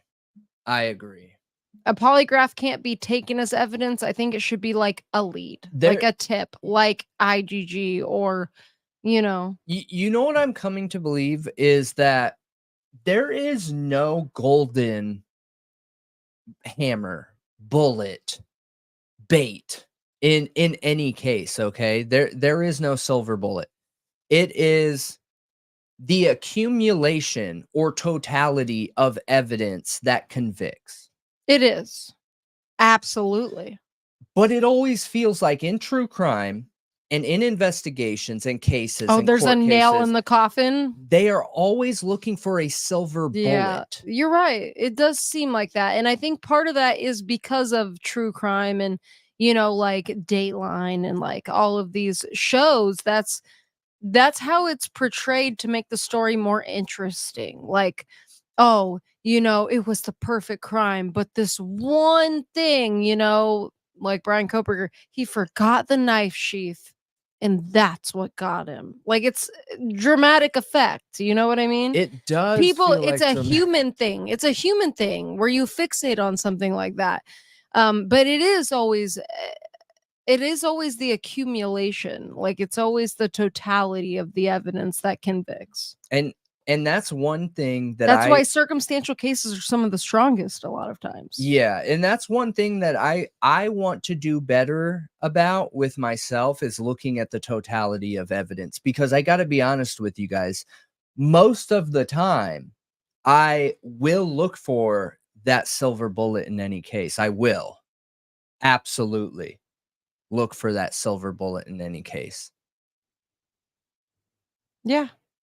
But I'm curious what you guys think. Well, I wanted to say, because somebody was saying that polygraphs are allowed in a bunch of different states, kind of, but not really. So how it is there are half of the states in the United States, they're not bar them completely. Yeah. Yep. Then the other half of the United States don't bar them completely, but there's certain limitations. Like, if the defense and the state both agree to allow a polygraph be used in a court case, then it can be brought to court. But generally, no way is it making to court, because it is not considered reliable. Yeah, enough. there's federal rulings that speak out against polygraph tests being used at all. 99% of the time, you are not going to see it in a court case. Yeah. That is very abnormal.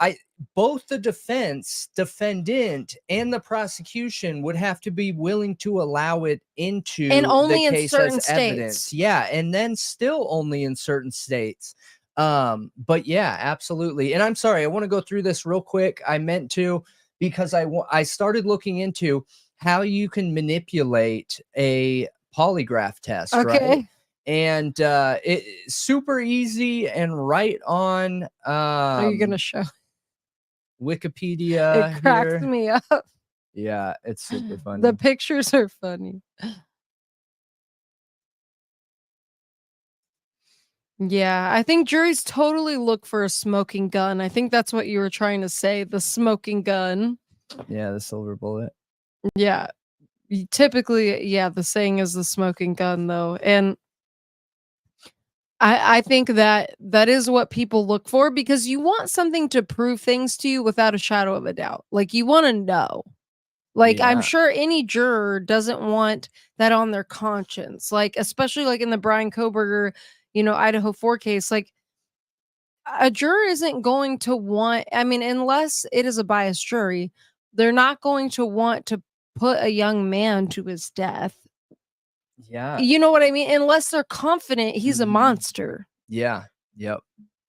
For sure. Unless it's a biased jury. Like, that's the only way that it, Yep. And I think that it's really interesting in the Chad Daybell case right now with the jury selection. They're having to let go a lot of jurors. A lot. Yeah. Their jury questions, without getting too far off our course here, are very specific. Which any case, but I think part of the reason why it's so important in the Chad Daybell case is the whole world is watching, and the whole world there's a precedence in the way that this case was handled with Lori. And a lot of people are really happy about how it was handled. Yep. Now, what's more scary, going into a case and managing a new case where you already had one failed, or is it more scary where you've had one that people are happy? You know what I mean? Yeah. Because the Lori case set the standard, basically. It did set the standard. The only thing I wasn't happy about is I wish it was live streamed the way Chad Daybell's is being live streamed, but at least one of them is. Yeah. All right, so number 1 here, test prep. Okay, part 1. Understand how a polygraph works. A polygraph cannot detect a lie per se, but it does track physiological changes in your body, like blood pressure, pulse, respiration, and perspiration, thereby detecting physiological conditions that occur when you lie. Once you arrive for the appointment, the equipment and process will be reviewed. It does not hurt to familiarize yourself with the basics on your own, but avoid polygraph horror stories posted on the internet, since these will only make you more nervous than you need to be. Try not to overthink the test beforehand. So getting in the mental zone, you know what I mean?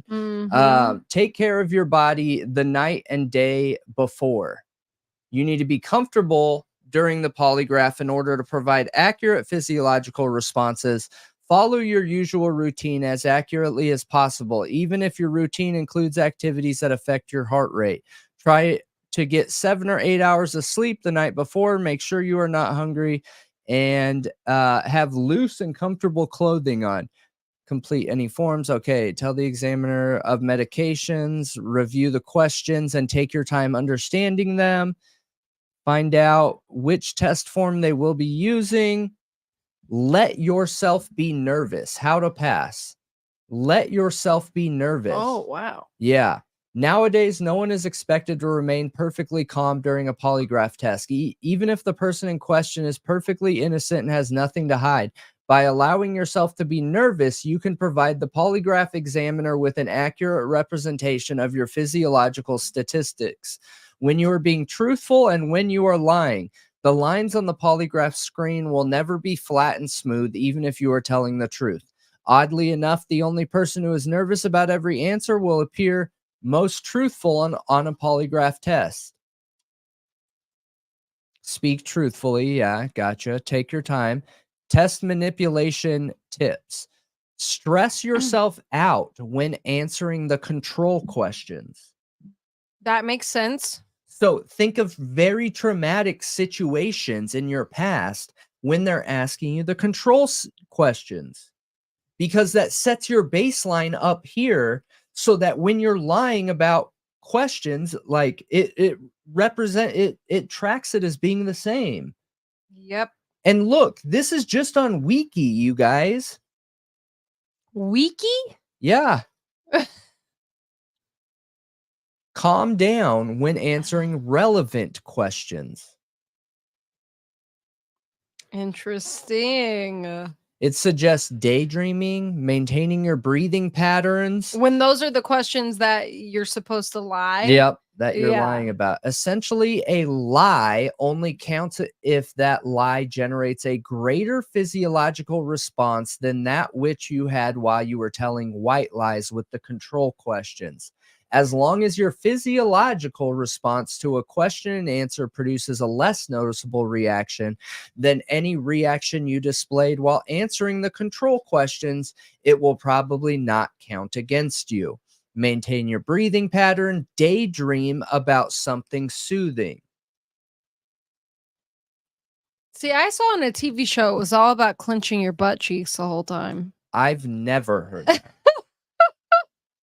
See, I remember in a Hollywood movie, like causing themselves stress. I forget what movie it was, where they put like a staple under their No, don't even fingernail, talk about that. and every time they Ew. asked a question, How they would dare like, you? you know. Don't. Avoid Ugh. tricks that are easy to catch. For instance, do not stick a thumbtack in your shoe and attempt to press down on it to spike your vitals during control questions.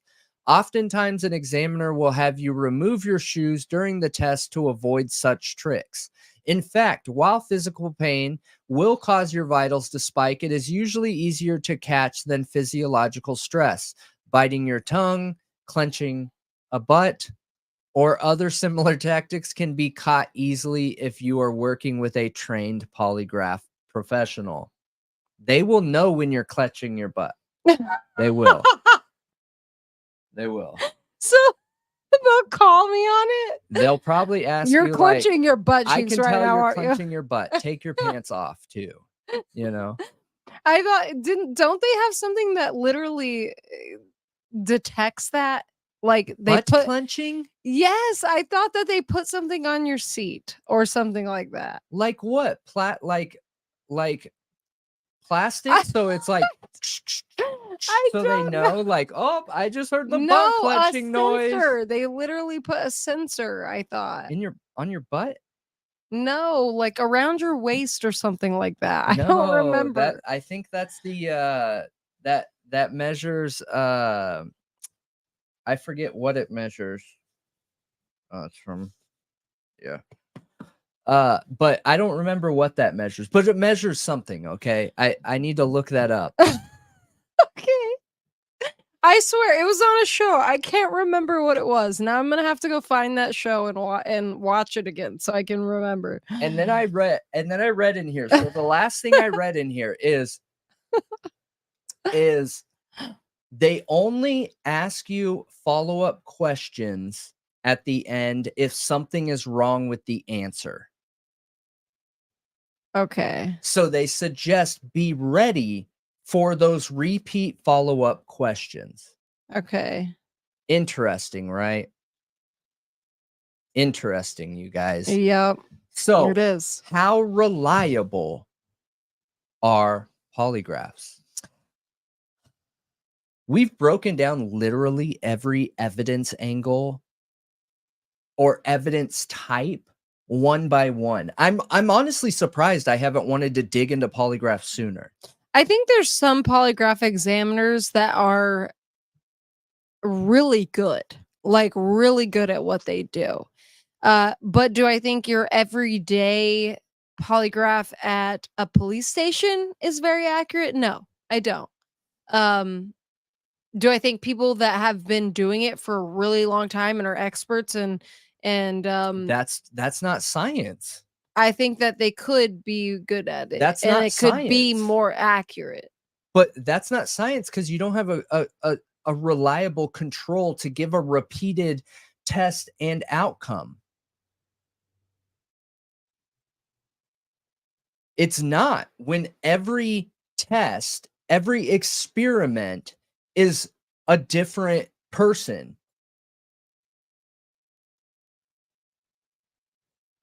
You can't get repeatable results because the administrator is subjective. They could have a really bad day. They could be going through something. They could have any multiple human condition, emotions, and things going on that can change their opinion from day to day.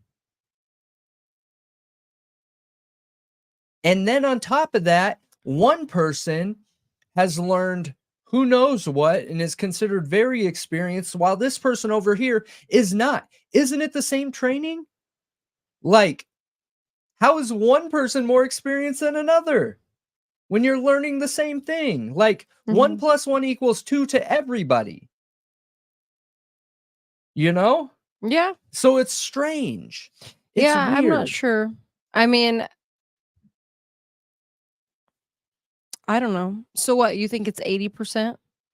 Is that Reliable? is that the percentage No, you I don't would believe any of it until there is Oh. a blind type testing. And that's just because I haven't done my own tests. Let me be clear. That reading numbers and documents is not enough for me to hang my hat on for my opinion. You know? Yeah. I just don't understand why, if we have a more accurate version of a polygraph, why we're not using that though. I Like, hear let's you. just How do expensive that. could it be? Those little dots that go on the sensors that stick on your head, you know? Well, there has to be a way to make it to where you could do it to everybody. Like, and it wouldn't be that hard. That's what I'm saying. That's what I mean. Like, Wait. the only thing that needs new every test is those little The gel stickers. things that stick on your Yeah, head. which I mean, they use all the time. Like, ever had an EKG? Like, yes, yeah. I've been in a coma. I've had one on for extended periods of time. I know what it is. I'm just trying to think financially, how expensive is it once you buy the machine to use that instead of a polygraph? Yeah, It can't be much. I don't right? think it could be much more. Yeah. Yeah. Unfortunately, I wish it was only sociopathic people that pass them. But unfortunately, it is based on the person directing the test. So it's so much worse than that because it's not a lie detector. It is a stress detector that is then determined based on your stress levels if you're lying. Okay. So a polygraph test is as good as somebody reading your microfacial expressions that we can't control that are automatic. It's the same thing, dude. Yeah. Literally the same thing. It kind of is the same thing. And yeah. that's interesting because they say sociopaths don't give those micro expressions that normal people do. Yep. They do. You know? But I mean, I give them. So So what's your point? yeah. But yeah, we'll move on to the next topic, everybody. I like it being live. I really enjoy it being live, but I just can't wait to get all of our new improvements to be live and a totally live podcast. And we're going to have an awesome LED background. We're going to have intro, everything. It's going to be sweet, you guys. Expensive, but sweet. It'll be And cool. it's all for you. But so moving on here, leave your comments in the comment section below. Hit that like Only button. take me 2 seconds. And we are moving on to the next one. If you guys haven't hit that like button, hit that like button. Or dislike. If you're not having a good time, hit that dislike button too. We appreciate it all. I'm going for 80% dislikes, right? Go. But yeah, anyways, what are we getting into now? Other than the bathroom. The bathroom? You're getting into the bathroom now? I am, but I want to hear what you're talking about first. So we'll touch on the Caleb Harris situation, the search for him. Good. He is a missing Texas A&M student. He went missing on March 4th. And we'll talk about that timeline, his disappearance, and all of that. Because Awesome. It's very curious. I and will be right back. Has been requested by quite a lot of viewers. I haven't got to dig as deeply as I wanted into it yet, but I figured we could cover the basics and set a foundation. And there are some things like with the phone that are a little weird that I wanted to ask Brendan about. And I also find it weird. It's another college student missing by water. Like, again.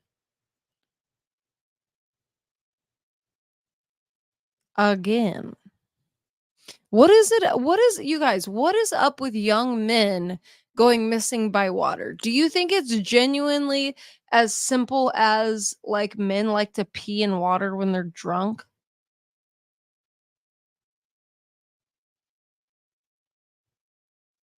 Like, do you think it's that simple? I don't know. I'm not really sure.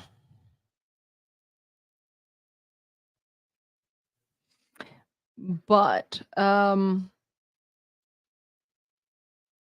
this is another one that also is supposedly barefoot, which is odd.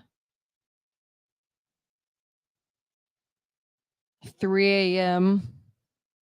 I swear all the worst things happen at 3 a.m., don't they? I don't want to fully get into it without Brendan here, because then he won't understand. I don't think Brendan knows much about this case at all.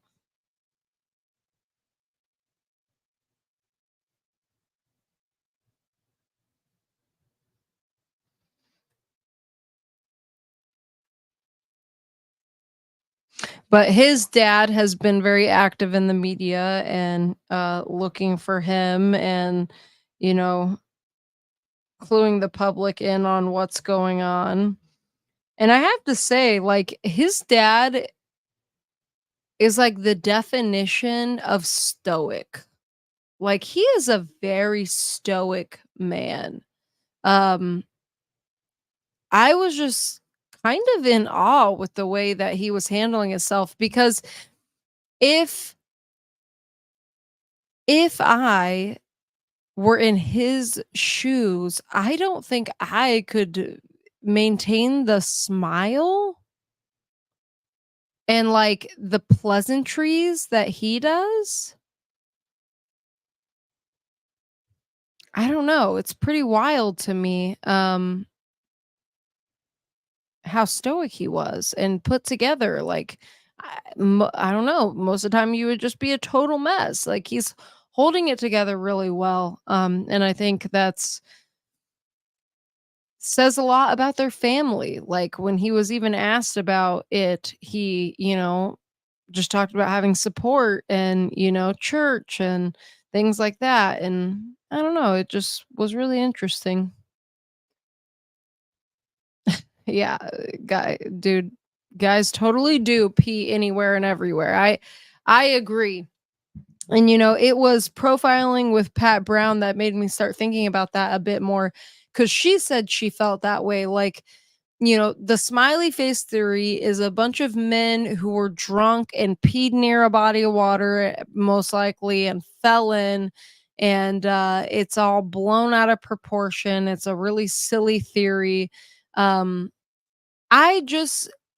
The reason I don't agree is the statistics that Brendan brought up in a past video about the smiley face killers. It was our first video on it. And you see nationwide at the time of this, when this theory was beginning, okay, like some of the first crimes and like we looked at Lady Bird Lake, and when this all started happening, you see the statistics of these young men in this age range drowning go from maybe one a year, maybe one every 2 years, maybe none for 5 years, to like 8 a year, then like 12 a year, to where it literally was making the national statistics raise and make people think, well, that's not abnormal to have that many people drown in a year. That's actually pretty normal. No, it's not. Because if you looked 5 years ago, it was unheard of. If you look 10 years ago, it was unheard of. This has slowly been rising and rising and rising. So, well, yeah, not even that slowly, honestly. It's actually happened pretty quickly. So those statistics just, I don't know. It's hard for me to let the theory go because of that. Yeah, I remember when we dug into that, and it was in the Austin area. It was one drowning. Lady Bird Lake. Yep. Lady Bird Lake. One drowning every 2 years, and then shot up to 10 plus. Yep. It was insane. I walked in on the smiley face conversation. Because I wondered, this is a young college man near water again. I saw that on the thumbnail, and I wondered, like, is this gonna match? Is this gonna match? Because, man, we've said it a million times already that if this is a real theory, it is absolutely genius, and it is absolutely terrifying that it's going on as long as it's gone on. It's a scary theory. It is, absolutely.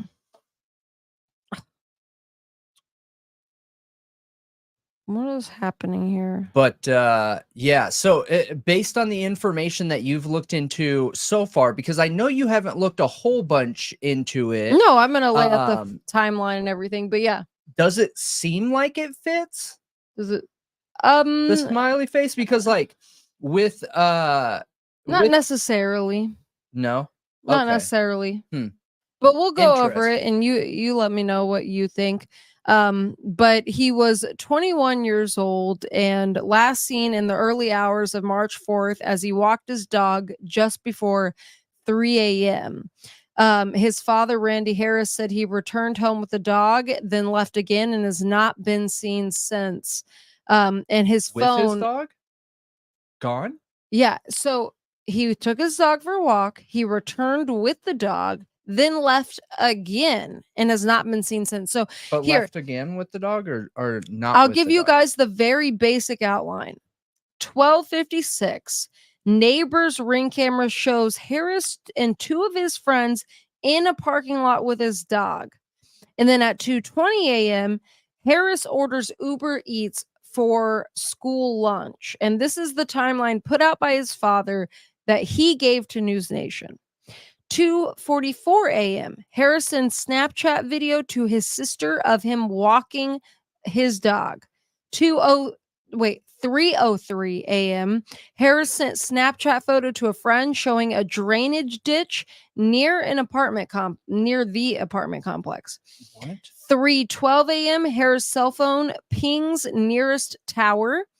3:20 a.m., Uber Eats driver left food outside his apartment. That's like the basic outline that his father gave News Nation, and then he wasn't sent seen. a Snapchat picture of a drainage ditch. Yeah, I don't know why. Okay, so they're playing with the puppy, okay? That's the basic outline. So let's go back and talk about what was happening in all these situations. 12:56, that doorbell cam catches him in a parking lot playing with the dog that belonged to the girlfriend of his roommate. They're Okay. playing with it. He and his friends played video games for over an hour with another former high school classmate currently residing in Colorado. The three men returned to Harris's apartment, and their mutual friend left a little bit after that. And then 2 hours later, or well, not quite, 2:20 a.m., and we were just at 12:56 a.m. So it's about an hour and a half later. The second of Harris's roommates told Harris he was going to bed. And Harris said, "I'm staying up and ordering snacks and for his lunch later that day." 2:24, Harris shares a Snapchat video with his younger sister that showed him walking the puppy through what appears to be apartment parking lot. Okay. 3:03 a.m., he sends a Snapchat photo to a high school friend living in San Antonio, Texas. The photo showed a small bridge over a drainage ditch on the 1900th block of Enos Jocelyn within a few hundred feet of the entrance to the apartment complex. Like, And a this place is that all can be jumped off I don't know if of I or said this something? is all taking place in Corpus Christi, Texas. Okay. Just so everybody knows. I don't know if I said that already. Weird. Yeah. Weird. I don't know what that Snapchat says. I have no idea what it said at all. That's just so strange that to send a photo of a bridge over a drainage ditch. There's nothing pretty about that. Has that photo emerged anywhere that you've seen yet? No, I haven't seen it. That is very strange. Is there a large amount of water under it, I wonder? I don't know. I was kind of trying to look it up to see if I could see where the bridge would be on Google Maps, just to like try to look it up. And again, that's the 1900th block of if you guys want to look it up, 1900 block of Enos Jocelyn in Corpus Christi. And supposedly there's a small bridge over a drainage ditch next, and it's a few hundred feet from the entrance of the apartment complex.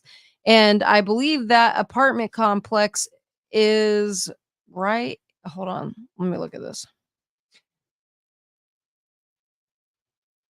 Pull up. Why is it not pulling it?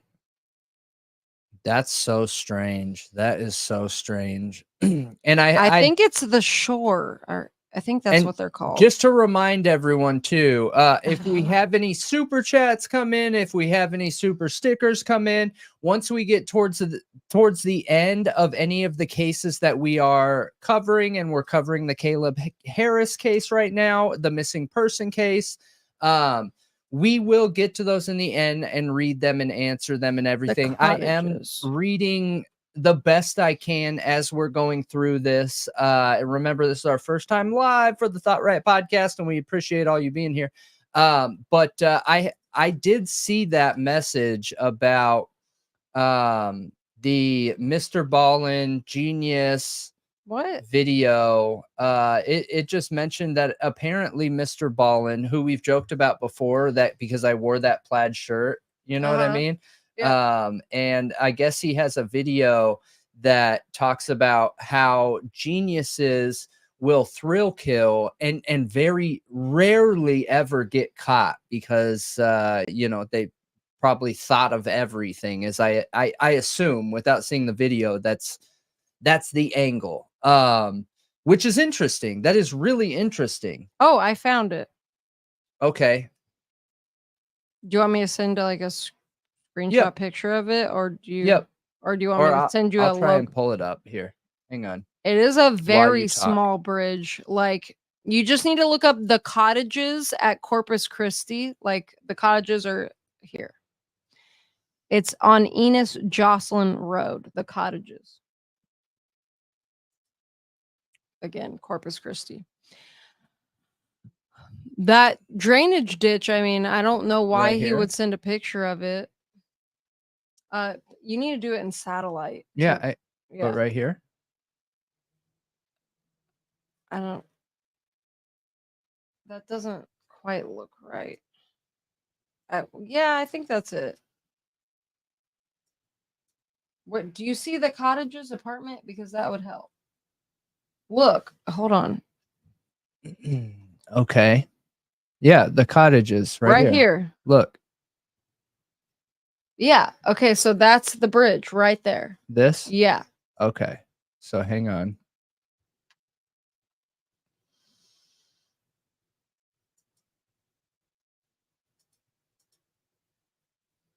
So this is the bridge right here.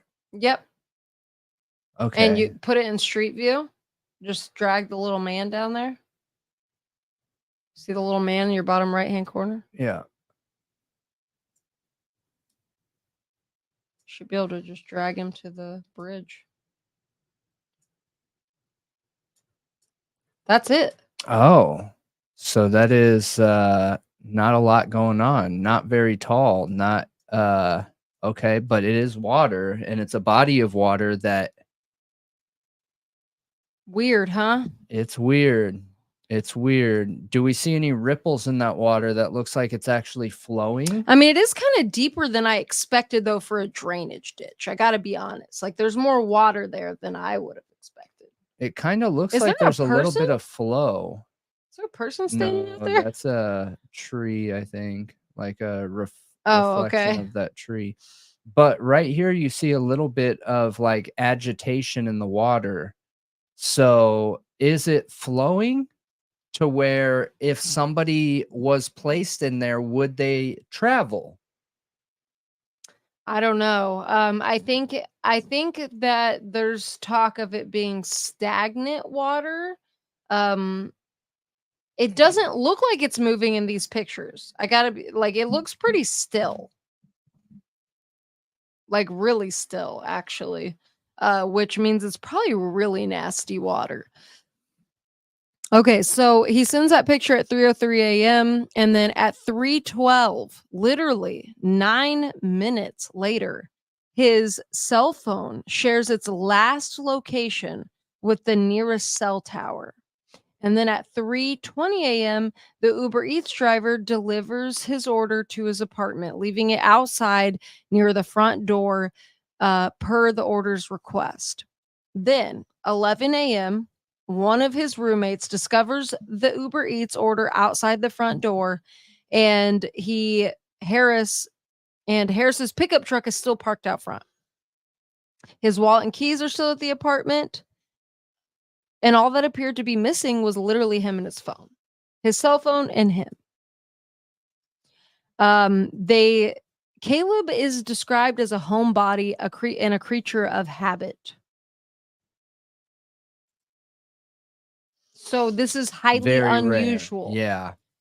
He rare. orders Uber Eats, goes back out after taking the dog for a walk, and never comes back to get his order. And this is highly unusual for him.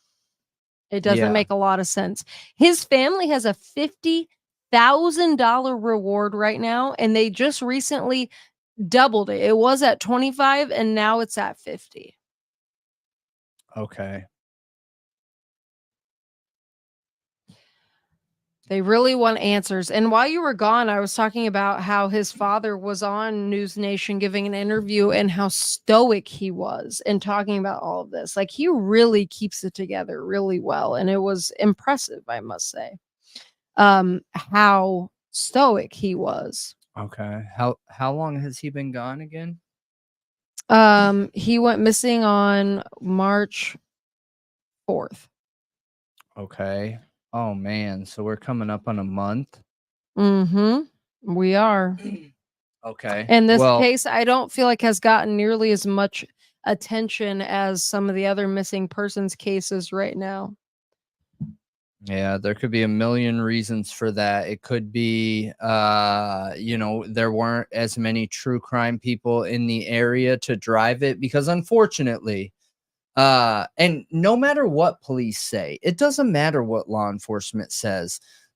Coverage on these cases is a good thing. It's a good thing if somebody's goal is to protect the public and the citizens in the public. So I just don't agree with law enforcement at all, not even a little, when it comes to anything true crime community related.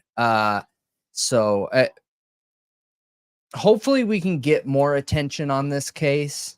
Hopefully we can find out what's going on. I will say that in a lot of the smiley face situations, a lot of them are multiple months. Yes.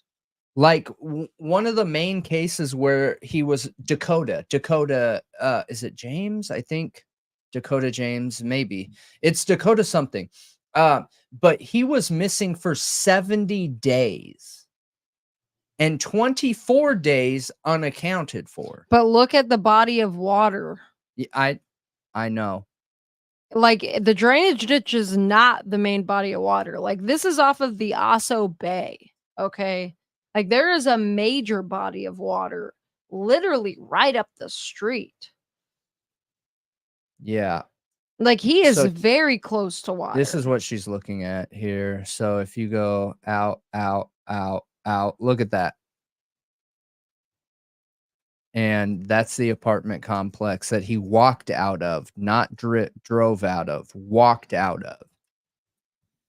And that is all water around there. Right Yep. by Texas A&M, Corpus Christi, Oso Bay. Interesting stuff. Like I said, the smiley face, if it's a real thing, whoever, whether it was one person who came up with it and adopted other people into it, or it was a group thing, I don't know. But I know if it's real, it's genius. And our officers aren't trained to deal with that. Yeah. We have done a lot of research into law enforcement training when it comes to smiley face, and officers are not trained how to manage a water crime scene at all. Right. Not at all. Yeah. There's a lot of ways evidence gets ruined in the water, and they don't have a lot of ways to mitigate those issues. One interesting thing that I copied it myself, but one interesting thing that I saw Joseph Scott Morgan from the Body Bags podcast talking about with the Riley String case recently is little like amoebas, like even though there's not drowning, like there's not water in the lungs, looking in the inner ear, looking for little amoebas that live in the water that can then live in the body. Okay. Like, those can be indications of drowning and then being like deep within the ears and stuff. I thought that was interesting, that there's other ways they could determine these things, or add like evidence, like, create accumulation of evidence towards a certain thing, other than just like water in the lungs drowning or no water in the lungs still drowning. You know what I mean? Yeah. Because we don't have, any other reason to say he died and he was found in the water, so he must have drowned. Like, because that's really what they're saying when they're saying dry drowning. Oh, absolutely. They don't have another explanation is the issue. Yeah, and that's one of the things that we covered. Exactly that when there is no other explanation, they go with the most likely left on that list. And right now, with the current national statistics around college-aged male drownings, that is the most likely statistic. Yeah. Unfortunately, or fortunately for if you're a smiley face, and I want to be very clear. Even though we're calling it smiley face, I don't personally believe smiley faces are associated with this. I am one of the people that don't believe that the smiley faces are associated with these crimes if it is a real group of people doing this. You mean Riley Strain and Caleb Harris? I mean the smiley face killers. You don't think they're involved with what? I don't think the spray painted smiley faces are attached to the crime. Oh, okay. The most common, I agree with iconic you. picture in all of humanity since graffiti became a thing. They're gonna be everywhere. Face. Yeah, you can be 6 years old and spray paint a smiley face. You could be any age and to spray paint a smiley face. And I just don't think people will go out there and look at these cases and be like, okay, let's try and find a smiley face. No, actually, that doesn't mean anything. That doesn't matter at all.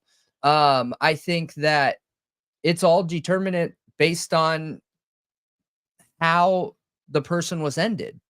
Yeah, I agree with you. I don't think the smiley face has anything to do with the smiley face killers. I think that it got linked to it somehow, and that's kind of what stuck.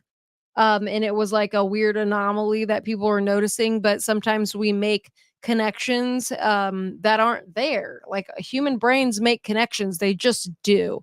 So I wanted to share this with you guys. This is on one of the Facebook pages for Caleb Harris. And it is a map of his last pinged location. And I wanted to show you this.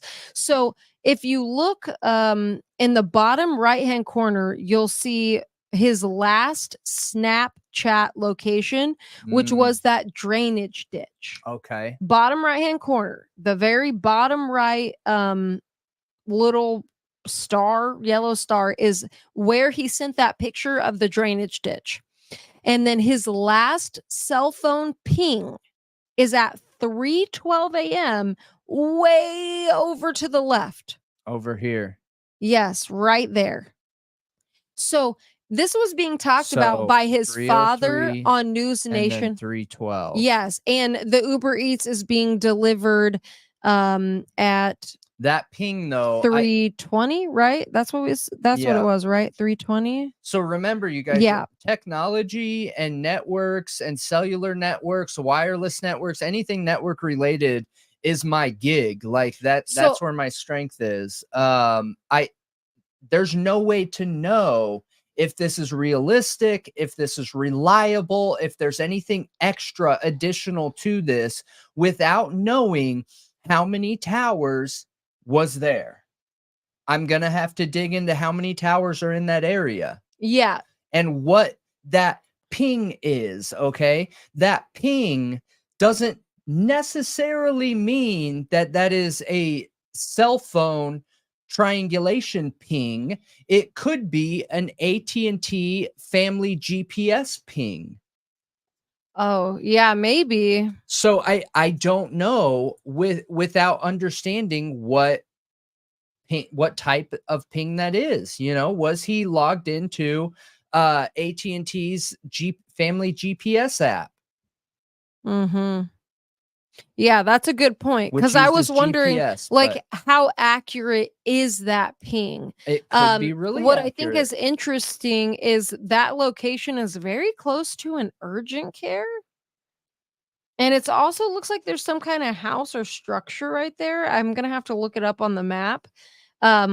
But this was Mm. being talked about on News Nation between his father and somebody else on the show, whatever show he was on, where And there's they traffic were cameras. talking. Yes. Oh. Yeah. And did those traffic cameras pick anything up? I am not 100%. These are traffic cameras, you guys, if you Yeah. can't see that. So traffic camera here, and traffic camera here. Let me see if I can. Okay, it was the Coastal Bend Pain Management Building that was his last ping.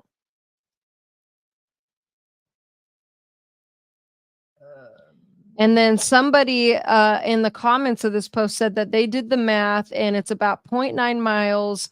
It would take him about 22 minutes to walk that. So 9 minutes does not make sense. He had to have been in a car. He had to have been picked up. That's what people are saying. Have the traffic cameras picked up anything? No.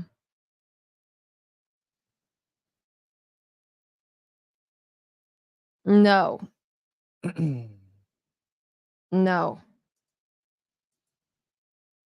Yeah. Then there's that's nothing. weird because it seems like in order to get there, he would have had to have been picked up, right? That's what people I'm are saying, getting. that he got there too quickly, 9 minutes from his, because look, 3:03 a.m. is him Snapchatting that. Could a car though? And then at 3:12, he's pinging over here. So yeah, a car, that's what they're saying. He would have had to have been in a car to get over there. If that ping is accurate. Right. If that ping is accurate. Exactly. That's the issue here, is if it's accurate. And we're going to have to look into how many cell towers are there. Is that a cell triangulation point, or is that like from one of those family tracking apps? Like, what are we looking at here? What type of ping is this? Right. But yeah, from everything I'm seeing, it would have taken him over 20 minutes to walk there, and to drive there would have been literally like 4 minutes or less.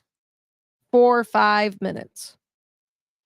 Okay. So definitely within, if he hopped in a car. He could have got there if he was in a car. Got it. In time. That's interesting. So is it possible that he was out walking and maybe got hit by a car and somebody picked him up? Yeah. And there's an urgent care right there. Exactly. Yep. And they thought about taking him to urgent care, and then they were like, wait, no, we shouldn't, because we'll get in trouble. Exactly. So I saw somebody asking what he ordered from Uber Eats. From what I saw his dad say, you guys, I'm trying to remember this off the top of my head. I believe it was a Lunchable. It was literally snacks, like, and it sounded like really little kid food, like a Lunchable.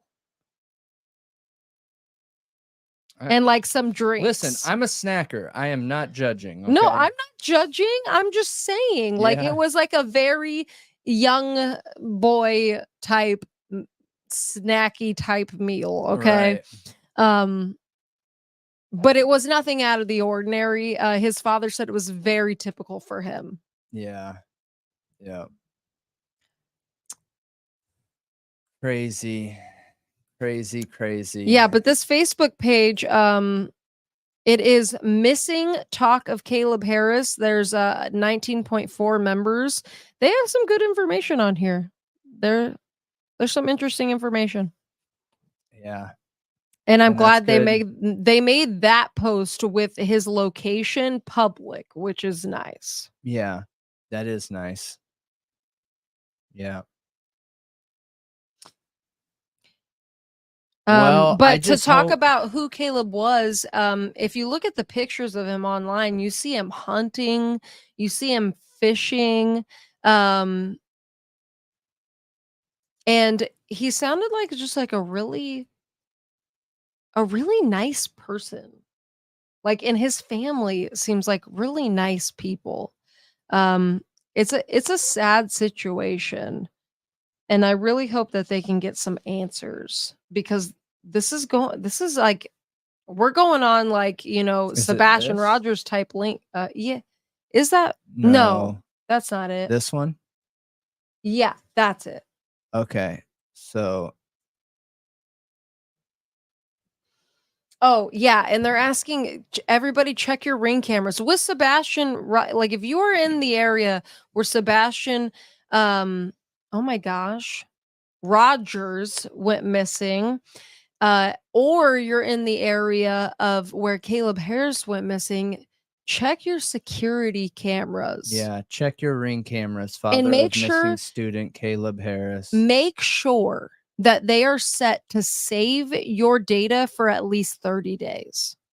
Because some of them delete within a day. Mm, If there's a situation like this, you really want to have it set to 30 days. yeah. Yeah. But I just hope that positive thoughts for his parents, and I just hope something happens where they're able to find him, find out what's going on, what happened. It is really weird. Like, it's like, it just doesn't make a ton of sense. Like, how did he get over there without any cameras picking him up and so quickly? And why did he take the dog for a walk and then go back out and leave all of his stuff behind?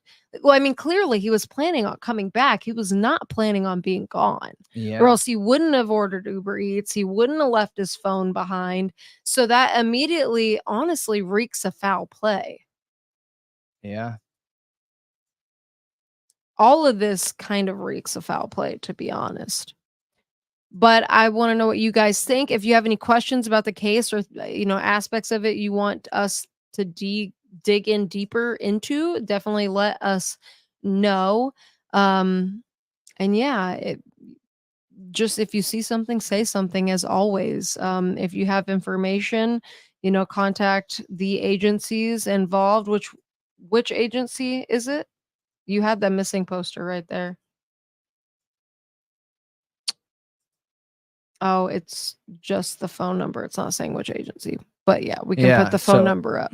Excuse me. It is 361-826-2950. 361-826-2950. Check those Ring cameras, and hopefully we get something. That's what I'm hoping for. Yeah, I'm also really curious about the traffic down that road too. Like, is that a very main road with a lot of traffic? That's a really good question. But moving on. Yes. And if you guys are having a good time, that is awesome. We're super happy to have you here hanging out with us. Hit that like button, hit that thumbs up button, hit that subscribe button, hit that notifications on button.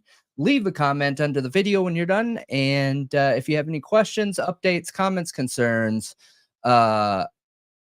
emotional outbursts, let us know. Okay. Emotional outburst. But yeah. What if I have an emotional outburst? I think everyone. Can I make it known? Yeah, I'm here to support emotional outbursts. I can handle it. If you would like to bully me, go right ahead. Okay. All right. Moving right along, you guys. So for our final topic for you tonight. All right. From Thought Riot Podcast, the very first live. Yeah. The very podcast. First live podcast on we've done. Episode 37. Episode 37, starting live.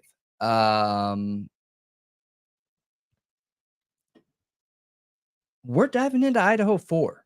We need sound bites. Yeah, that is part of what I got to do, along with our website and everything else. It's all coming, and it's coming quick. Okay, so with the Idaho 4 case, we have talked about this briefly, and I want to give a shout out to Get a Clue. It right from my Yes. understanding, Get a Clue is the one that we heard this from. I don't know if he's the first one to bring it up. I have no idea, but you know, we have a good working relationship with Get a Clue. Get a Clue had brought this topic up, and you had brought it up to me, and I nonstop have been thinking about this topic.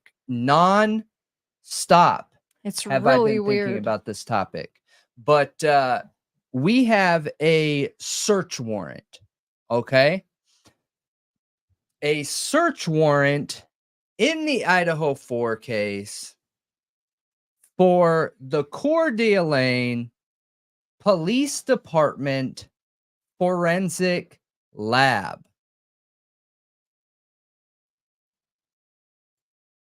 Police-owned lab search warrant. Really weird. What? The Coeur d'Alene Police Department Forensic Lab.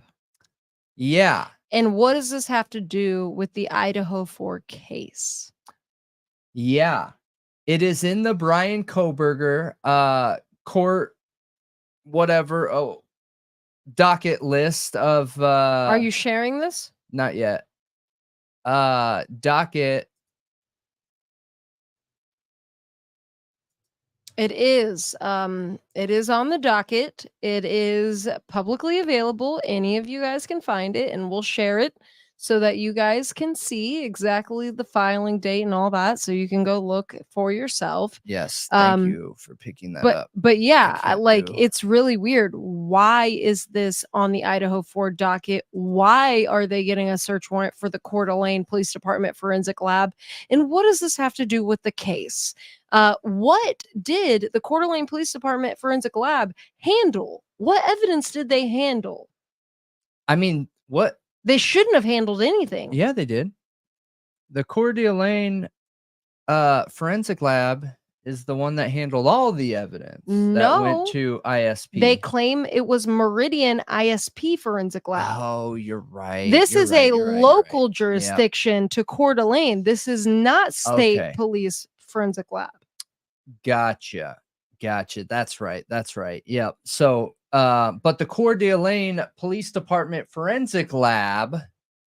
There's one to Post Falls Police Department too? Yeah. And so do you guys remember who the big question mark ISP officer is? Tolson. Duh. Yes. Officer Tolson. Gary Tolson. Out of Coeur d'Alene area within the Dr. Moore case. And there's problems there. Big problems. Like proven corruption problems here.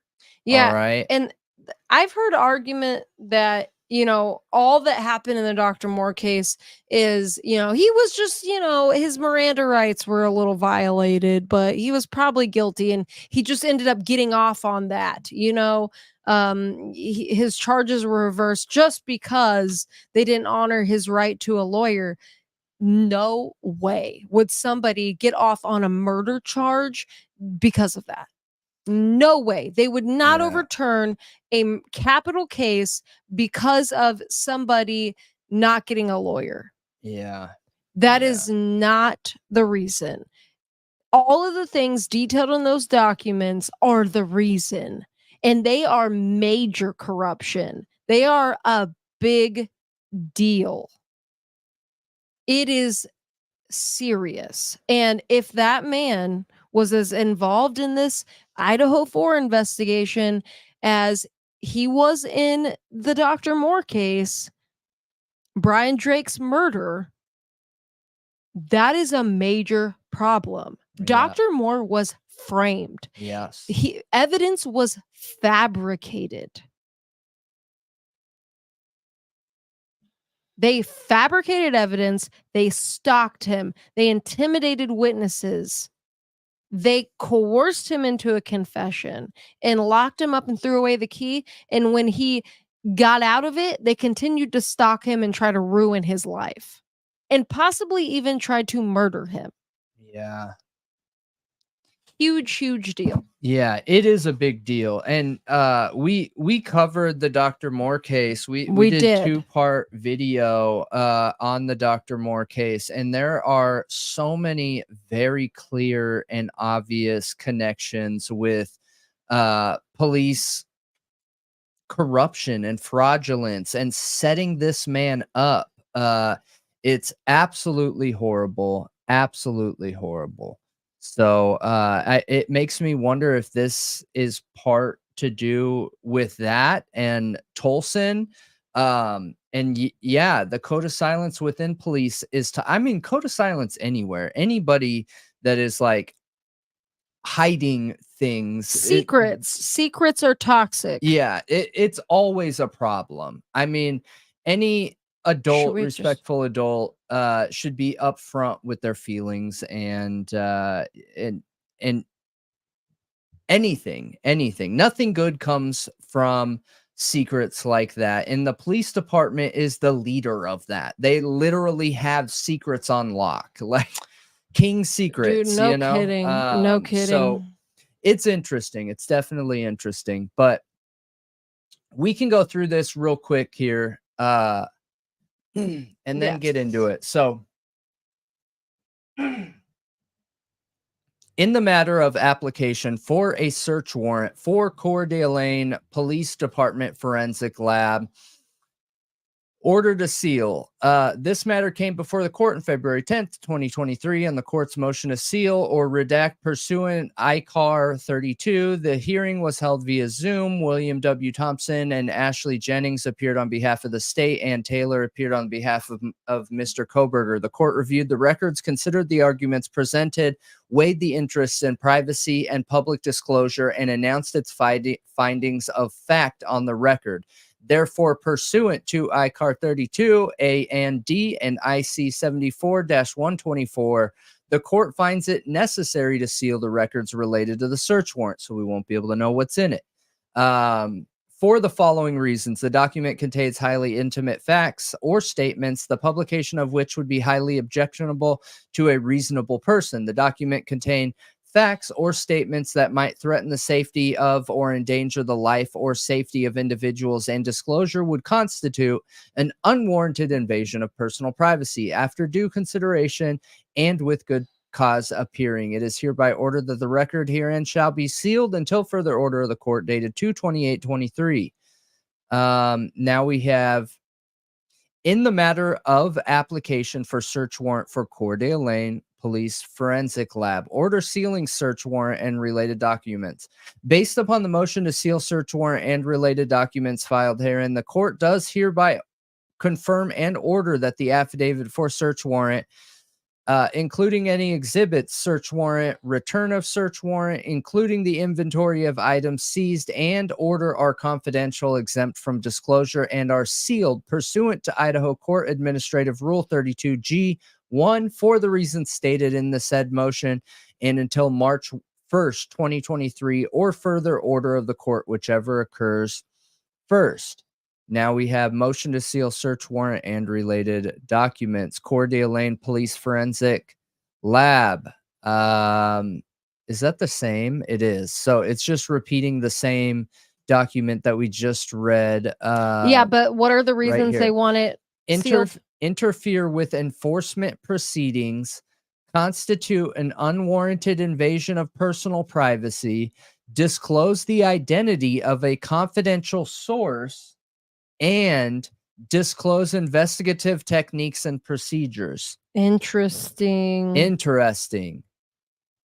And the state seeks this protection for a minimum of 90 days or until such time as the investigation is concluded and or charges or are filed. 90 days at a minimum. Well, why don't we have it now? Yeah. Julie Fry, court clerk. Mm-hmm. Do you guys find that as interesting as I do? Like, Where's the actual search warrant where it's redacted, where they say like, you know, is it not on there? No. Huh. I thought it was. I don't think so. I mean, if you find it, but all right, let's go over some of these details real quick here.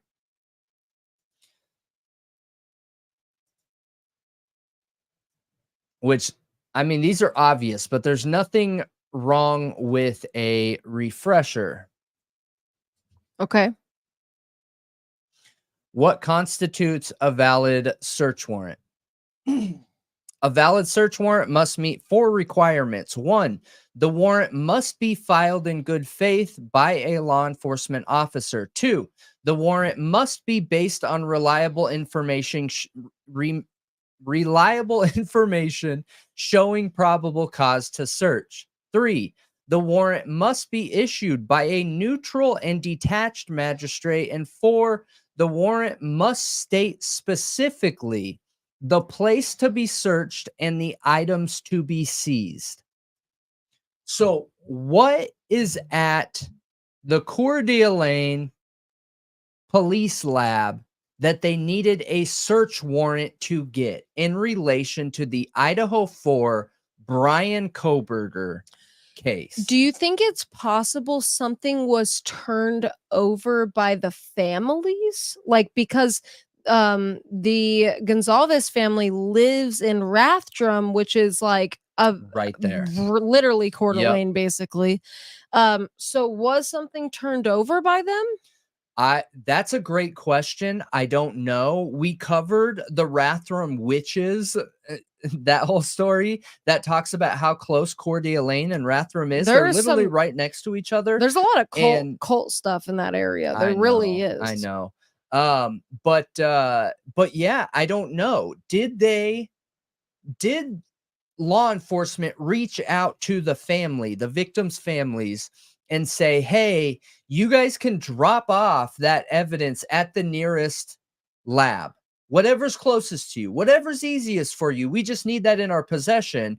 You can drop it off at a police station or you can drop it off at a police lab. Is that possible? But then why would they need a search warrant to get it? They shouldn't need a search warrant to get it, is the thing. Those police would just hand it over to them. They wouldn't need a search warrant. Agree. So then I started thinking, what could benefit a situation for there to be a specific search warrant? Does a search warrant require the people that are in there to be removed while they search for this specific item? Does it create a situation where there's less eyes? Can cameras be turned off? Are there things that go on that are required for that Coeur d'Alene test site to function that a search warrant will work around? I don't know. These are just the questions I started going down when I started thinking about this. And I've been nonstop thinking about this because of how weird it is. I went on a search tangent, you guys, a huge search tangent trying to find other situations where law enforcement submitted search warrants for another law enforcement office. I couldn't find any. None. Interesting. Is that not weird? It is weird. It's very weird. It's so strange. So strange.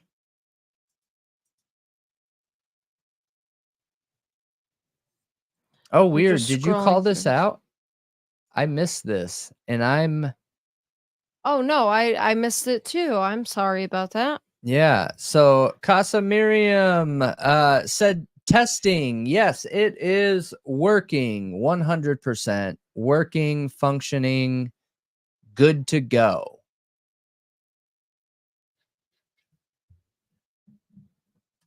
Good to go.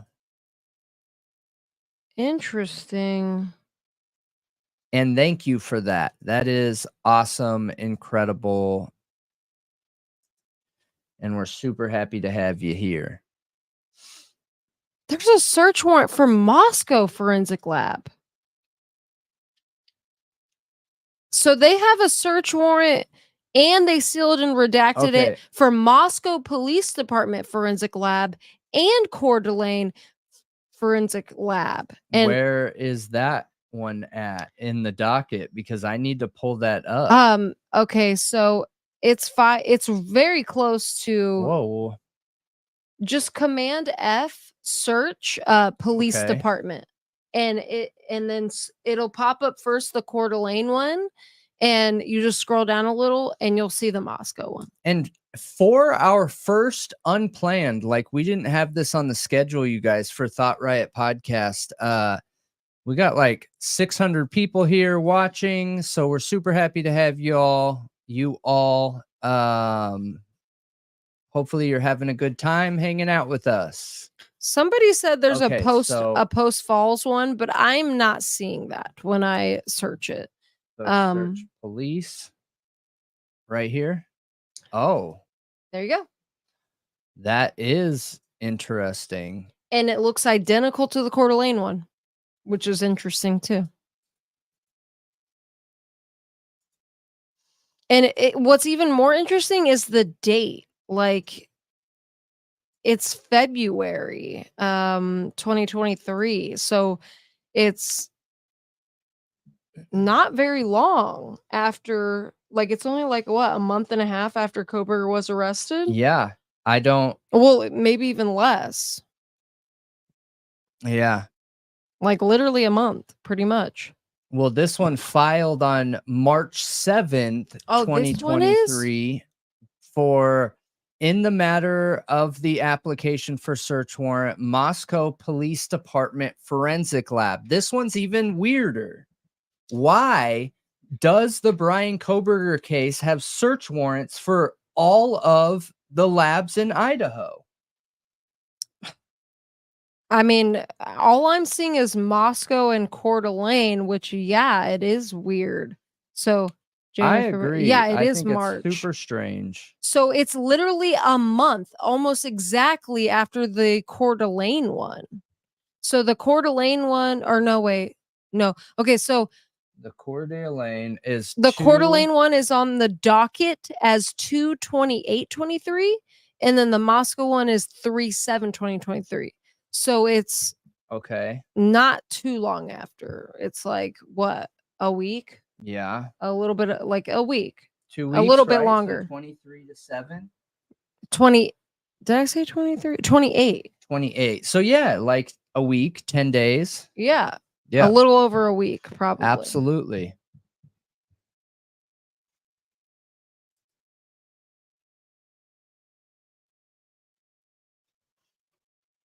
Yeah, that is really strange. It says really this one. strange. So the Moscow one, scroll down. It says that the documents contain highly intimate facts or statements, the publication of which would be highly objectionable to a reasonable person. And 2, it's necessary to preserve the right to a fair trial. The other one didn't say that. They did not. No. So, okay, we'll go through it. So, You don't filed need to read all of it. Moscow Police Department. Yeah, but to give people that breakdown. So, Okay. that was what? 1, the documents containing highly intimate facts or statements, the publication of which would be highly objectionable to a reasonable person. And 2, it is necessary to preserve the right to a fair trial after due consideration and with good cause appearing. So the affidavit in support of search warrant is sealed. The search warrant and receipt and inventory be redacted. This order will remain in effect until further order of the court. That I don't understand. Okay, so Moscow Police Department is the lead investigator in this case. Brett Payne was the lead investigator at this time in this case. Why would they need a search warrant for their own forensics lab? I can't figure it out. Yeah, and it's Lawrence Mowry. If you go down to the bottom of the Moscow one, you can actually see the search warrant where he fills it out, but obviously it's redacted. But there is a description of the property. Bryan Kohberger's phone data, USB external HDSN. What does that mean? Scroll down to the bottom of the Moscow one. There is actually some items listed here. And this was filed the 9th day of January by Detective Lawrence Mowry, and he is a Moscow Police Department, you know, an investigator, detective. Bryan Kohberger's phone data. They need a search warrant for that? Why would you fill it out to the forensic lab? I'm really curious. You don't need a search warrant for that. The law enforcement doesn't need to go get a search warrant from a judge for their own lab, their own investigation. Well, for their own lab. Yeah. Access to their own documents. Employees. Access to their own employees. Absolutely. So what is going on here? I have no idea. I haven't been able to leave this alone. I literally have not been able to leave this alone. I'd be really curious to see head. What a lawyer thinks of this. Like Andrea Burkhart. Like, what does she think the reason is Thank you for for this? shouting that out, and we appreciate that, anti-hero. You are awesome. Oh my gosh. Go down even further. Okay, so USB external hard drive. Yes.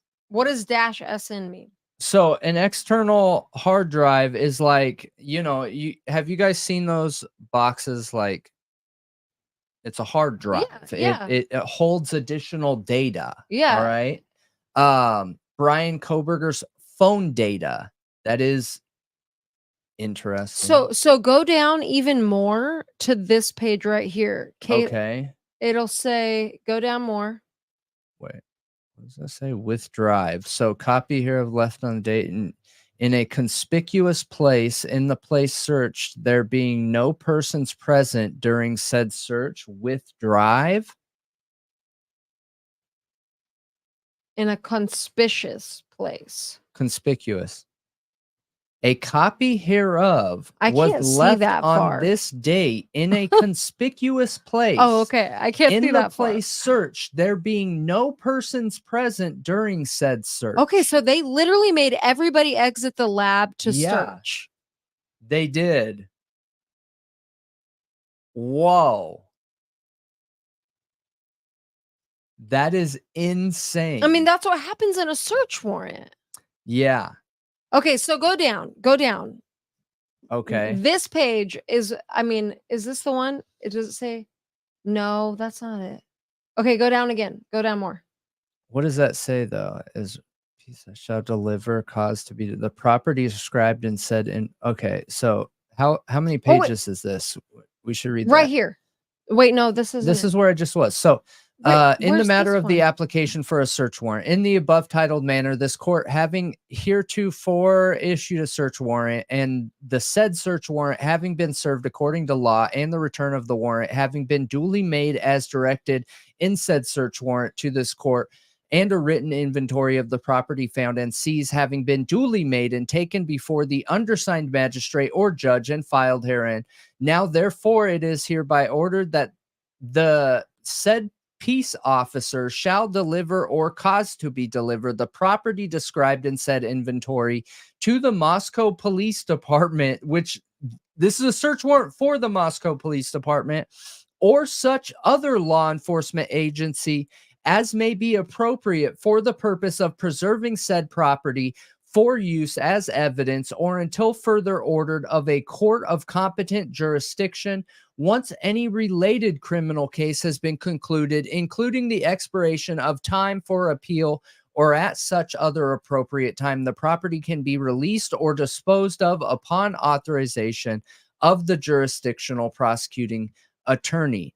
That is 110 of 23, 4:41 p.m.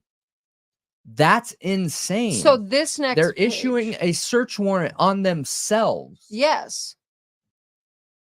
Now read this page right here. So this is in matter of the application for a search warrant for Moscow Police Department Forensic Lab. And this is the search warrant to any peace officer authorized to enforce or assist in enforcing any law of the state of Idaho. Lawrence Mowry, having given me proof upon oath this day showing probable cause establishing grounds for issuing a search warrant and probable cause to believe property consisting of a Seagate 2 terabyte external USB hard drive with serial number redacted for evidence regarding the investigation into the crimes of homicide of Madison Mogan, Kaylee Gonzalez, Xana Kronodal, and Ethan Chapin at 1122 King Road, Moscow, Idaho, including data compilations So this is relating the, to or containing information indicating, This is their suggesting, protected witness. or related to violence, a fight, or motive/hostility for any of the same, to include without limitation ledgers, papers, lists, books, notes, letters, calendars, diaries, tapes, photographs, audio, videos, or other media or similar documents or items, computer and communication devices This is the capable state's witness. of storing electronic data, other electronic storage devices and media, and access to contents of all of the above. Scroll down. Yeah.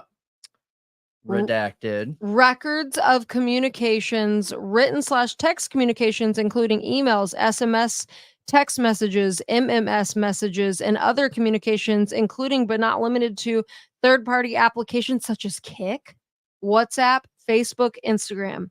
Contacts stored, location information stored in any cloud account associated with the phone, if said account credentials can be obtained from the forensic image of the phone.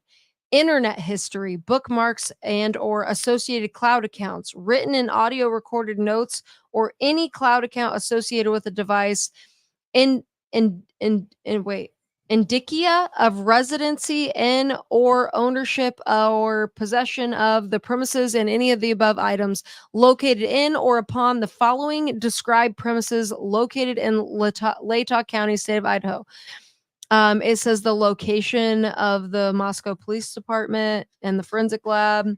And yeah, so No, this wasn't Ann Taylor. This was not the defense. This was the state issuing a search warrant. this is on their Lawrence own- Mowry. This is a detective issuing a search warrant for their own forensic lab for Correct. a 2 terabyte external USB drive. This is a huge deal because This is a huge whoever owned that, now I understand it. I got it. It's not weird. You have to get a search warrant for somebody else's information. So this information, whoever owned this 2 terabyte external hard drive is the state's witness.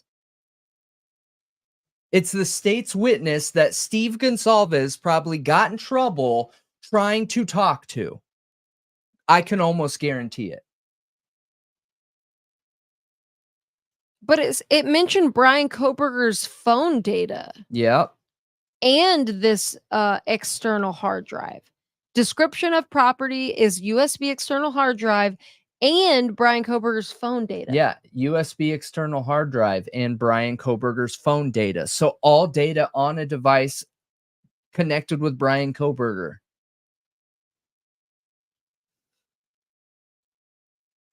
That's my guess, you guys, because there is no other reason to issue a search warrant. They've already been given the approvals, and they already had the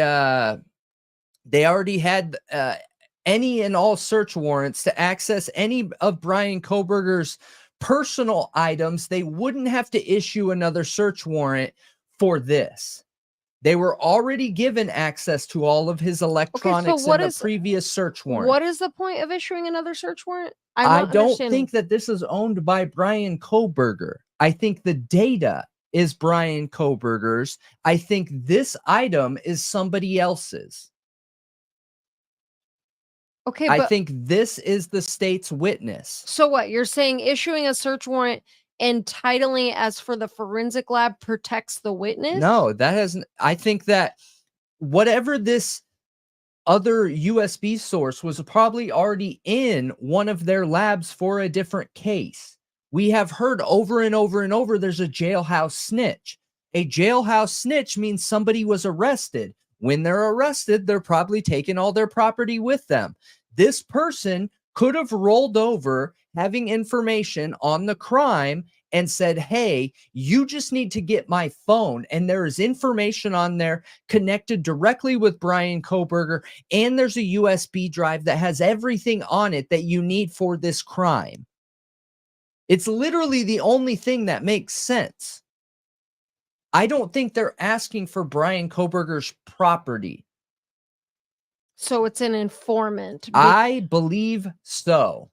I believe so. I think this directly ties to the state's witness.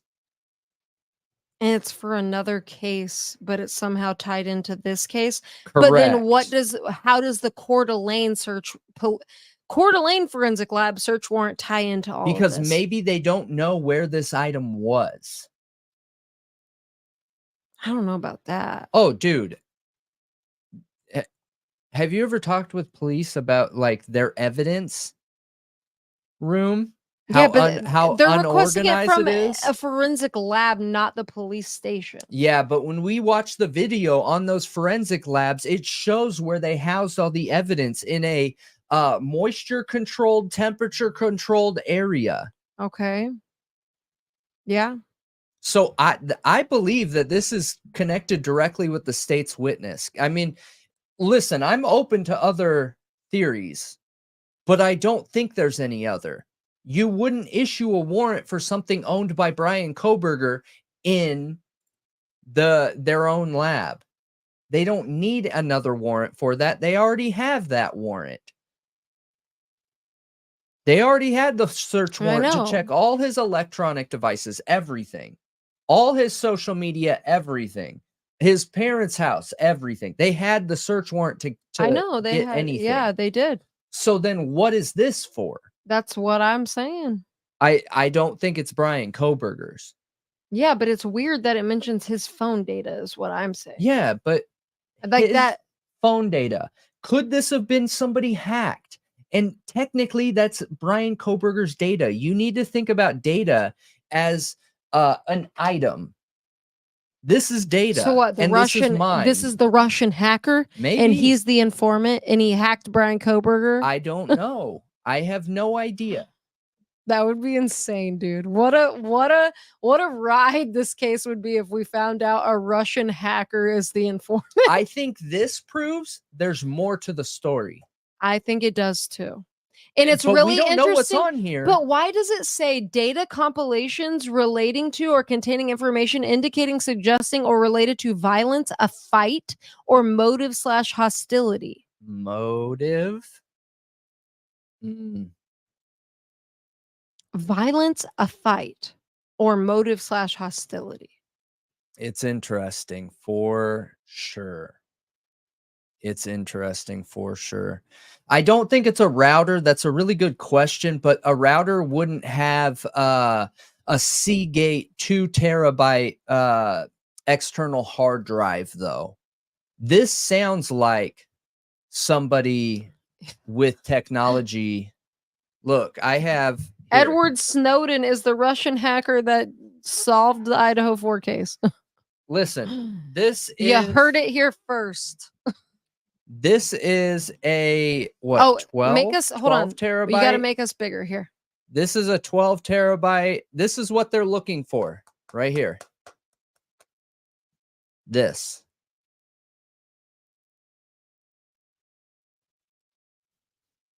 Except 2 terabytes. And it has a little cord that hooks it up to your computer. A little USB cord. computer, phone, tablet, anything. It doesn't matter what it is. You heard it here first. Edward Snowden is the Russian hacker that broke the Idaho 4 case. Yeah. Well, that's a given. Everybody knows that. Yeah, I know. You know, Edward Snowden But you still heard it here first. Well, Edward Snowden isn't even real anymore. He completely uploaded his physical self into he's AI. the World Wide Web. He's ChatGPT now. Yeah. Edward Snowden is ChatGPT. It's actually Edward Snowden you're talking to. Yeah. Have you guys ever seen the Edward Snowden interviews while he's in Russia? Yeah, they're super awesome. Yeah. I was just on ChatGPT yesterday, like, hey, Edward Snowden, can you show me the interviews where you know, electronically fabricated yourself into the conversation with this person? Yeah, okay, that was funny. But anyway, yeah, I think this is huge. I think this is huge. And Massive. again, I'm really glad I went looking through the docket, because the Coeur d'Alene search warrant, while that is like, it's awesome that Get a Clue talked about that in his Substack, and that's how it got brought to my attention, because it was sent to me. And I was like, whoa, that's weird. But I'm really glad I looked through and I found this one, because I do think this search warrant for the Moscow Forensic Lab is interesting. And the fact that there's one for Coeur d'Alene in Moscow, I'm not sure how they connect yet. Like how they connect, like why a search warrant for Coeur d'Alene Forensic Lab and Moscow Forensic Lab. But this one tells so much more than the Coeur d'Alene one does. Could it have the frat party fight? Could there be a video of the Sigma Chi fight between Ethan and one of How are the we going to Davids? feel if this is never brought up as evidence? If we I'm not never hear of the 2 terabyte storage from the Moscow Police Department, I might search just warrant. go sit in the gallery just to look like this. Yeah, You know, agreed. I might just go sit in the gallery every day, not even just for the Idaho 4 case, any other court case, just to look sad at Judge. I'm definitely going to go into the courtroom with my shirt off, with painted Seagate on my chest. Seagate. It's so perfect. It's such a perfect name. And Seagate. they would know what I'm talking about. They would know what you're talking about. Yep. No, I don't think there's any way this isn't going to get brought up, and we may not hear it, the actual search warrant brought up, but I think we're going to see whatever this is in the trial. Yeah. Whatever I hope that better. This is a whole bunch of mess for... It's 2 terabytes. Now, it may not be full, okay? It's a 2 terabyte. That's the capacity, right? That's not the amount of data. Yeah. But that's... that's the capacity. That's not necessarily how much is on there. Yeah, Correct. it doesn't say it doesn't say Yeah. how much is on there. It just says it is a 2 terabyte Seagate hard drive. Correct. Yeah. It could but be it has the next to nothing. capability of holding a lot. So I'm really curious if they bring this up and talk about it, like this hard drive.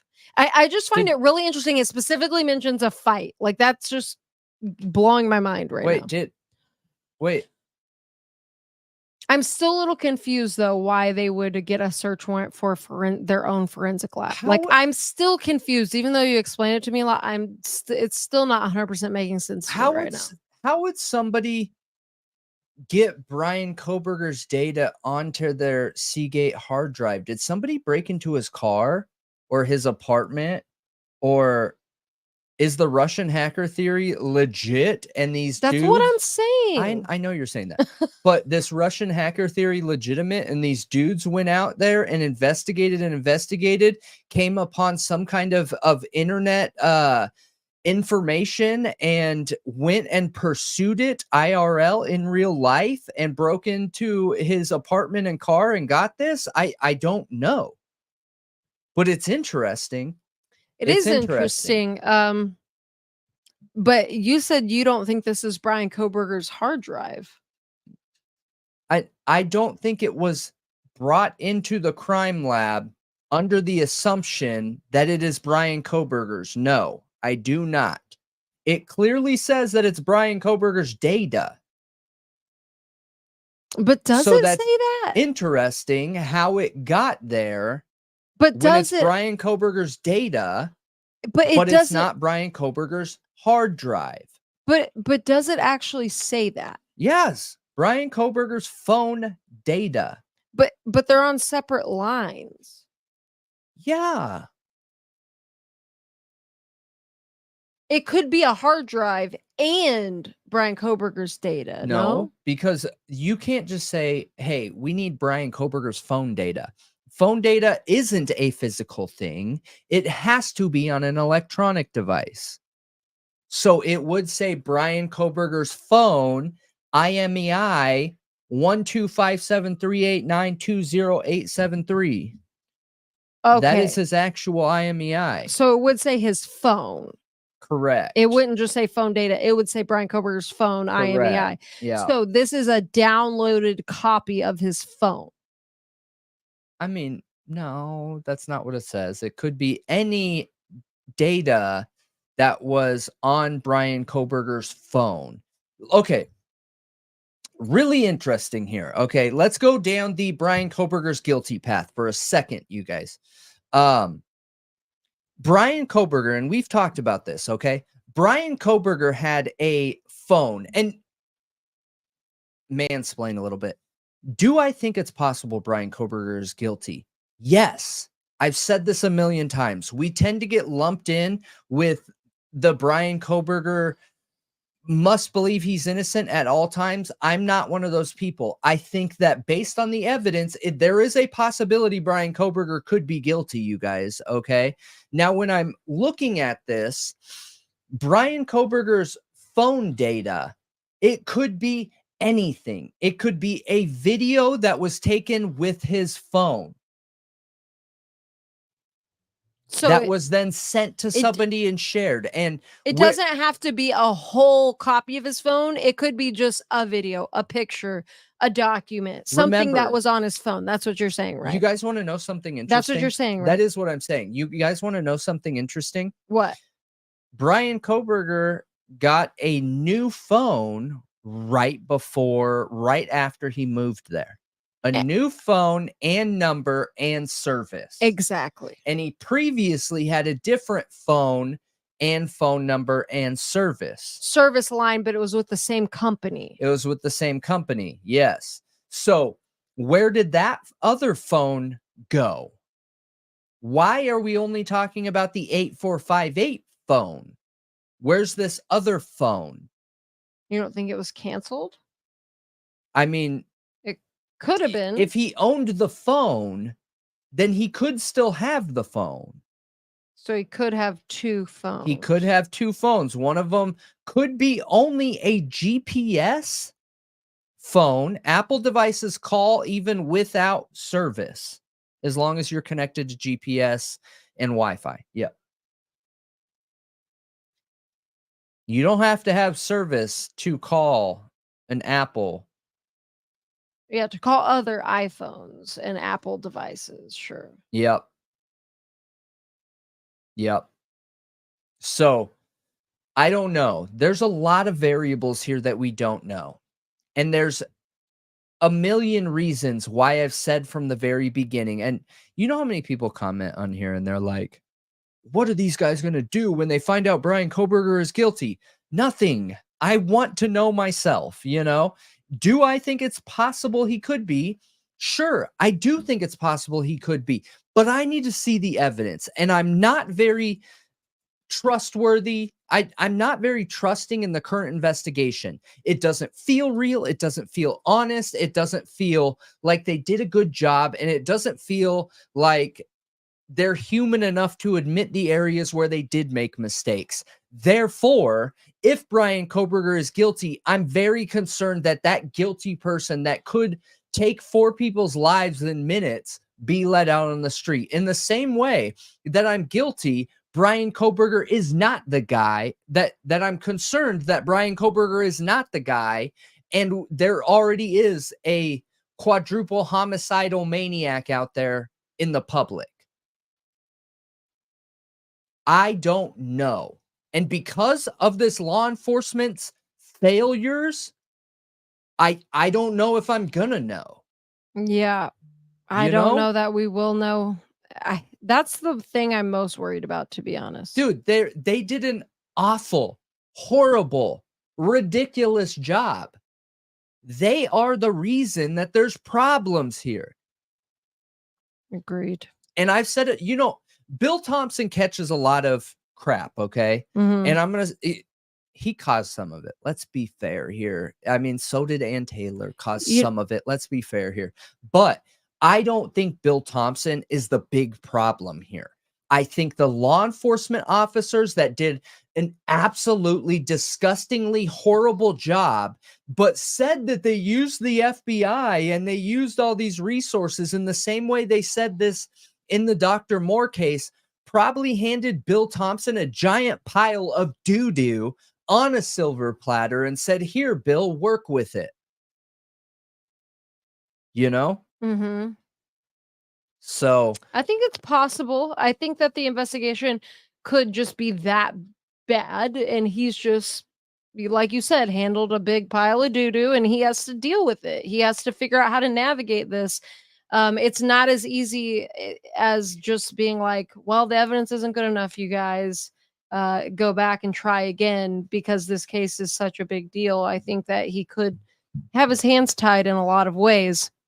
So I would be a really angry Santa in that situation too. I would be. I want to talk about, because we're talking about Bryan Kohberger's phone, the receipt for property from Bryan Kohberger's parents' home includes an AT&T bill for Bryan C. Kohberger and also a cell phone. It only says cell phone.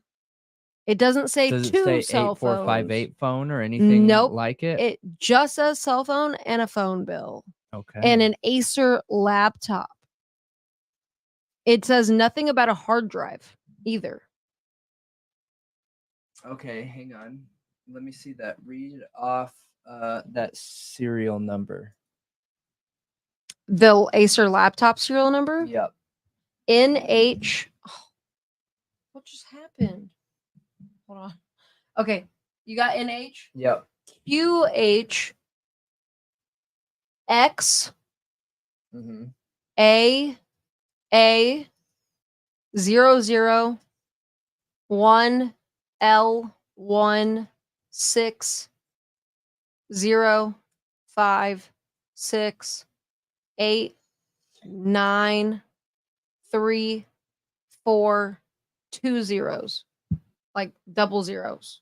3400. That's what it was. You got it? Okay.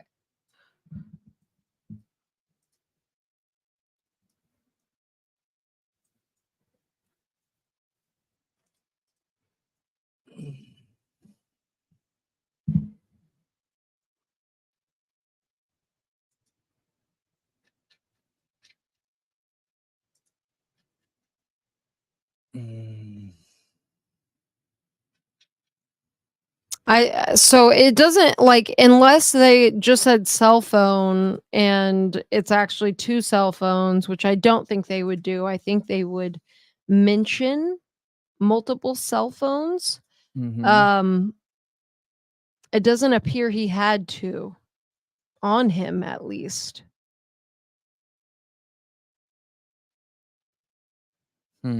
Oh, here's some more items. New Balance shoes. Gosh, this handwriting's horrid.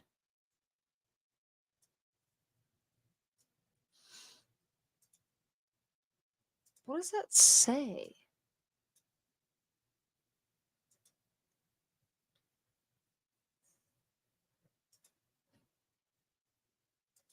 cannot read that like at all. What? Oh my gosh, this is horrible. Okay, so I mean, I don't think it's a says pretty cell nice laptop, you guys, that he had. phone. Okay, what Just to be clear. what is it? I mean, it's a gaming laptop. It's an Acer Nitro, 144 hertz refresh, 17.3. How much does it cost? I don't know, like $1,000 or $1,200, something like that.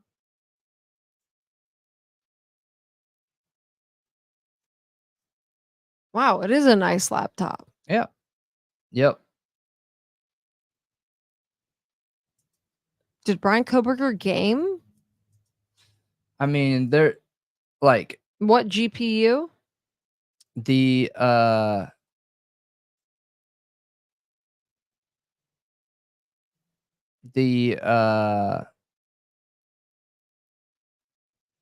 there's a lot of we don't know because the different there's still a whole bunch of Different year. no, not different year, different models within that. Oh, okay.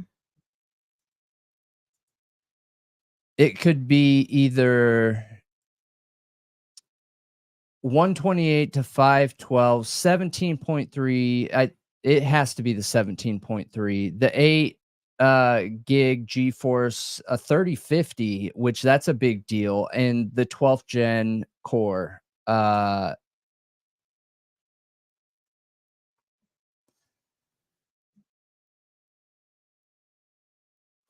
If Best Buy's right, but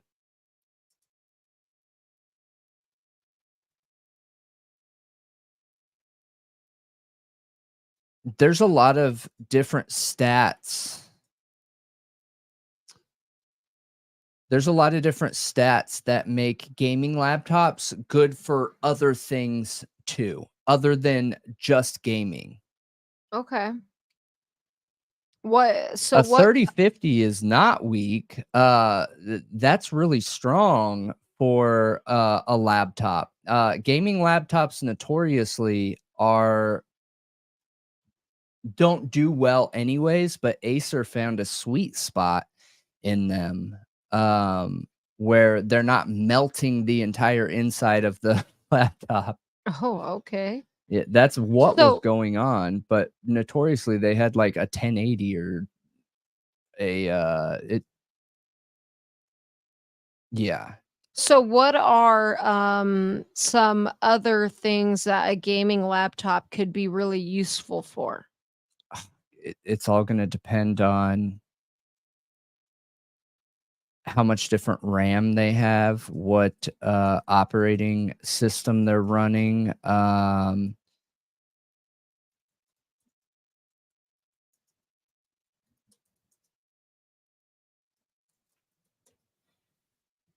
There's a lot of different factors.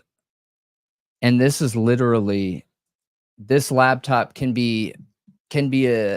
come in literally an endless amount of different options. So I just went through Best Buy. I went directly to Acer. They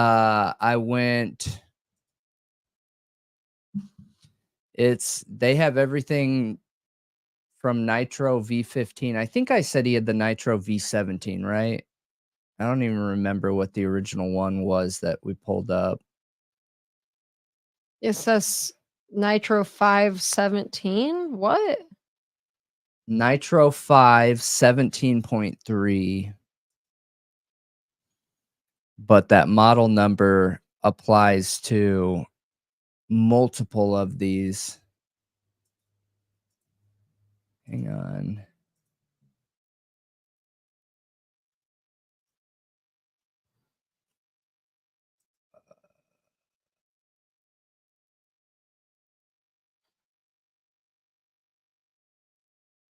Yeah, I mean, it has everything you could need to do anything that you need to online. I have no idea if he was a gamer. I would assume that if he was, that they would have pulled any of the gaming information, Yep. you know? Absolutely.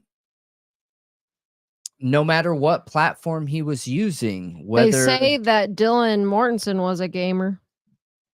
Oh, really? Yeah, remember? Supposedly Yeah. that's what she's been doing since the crime is gaming.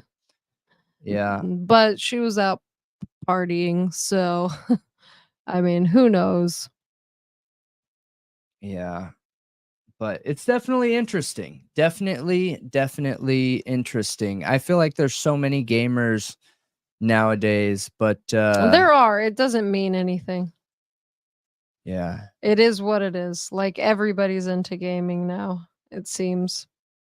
So I wanted to also look at the apartment receipt as well of items taken.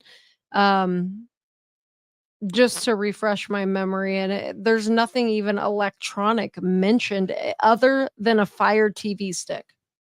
That is literally, oh no, a computer tower. I'm wrong. A computer tower, and it doesn't describe it at all, and a Fire TV stick. So they got a computer Interesting. tower, a Fire TV stick, a cell phone, and a laptop. Okay.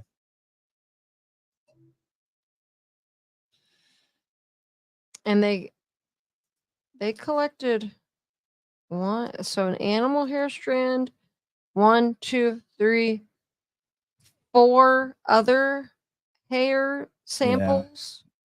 And this is a 8. good Oh my document. gosh, there's a So lot of hairs. the Kohberger items they collected was a knife, a book with an underlying on page 118 AT&T bill for Bryan C. Kohberger, a Glock 22, 40 cal, Smith & Wesson pocket knife, folder containing vehicle paperwork, Acer laptop, which, yeah, that model number, a green substance in a green container, documents, green leafy substance in a plastic bag, white paper with password, power cable, cell phone, 3 Glock 40 caliber magazines, boots, black face mask, prescription, black gloves, 1 black hat, 1 black mask, identification, documents, New you can actually Balance, read this.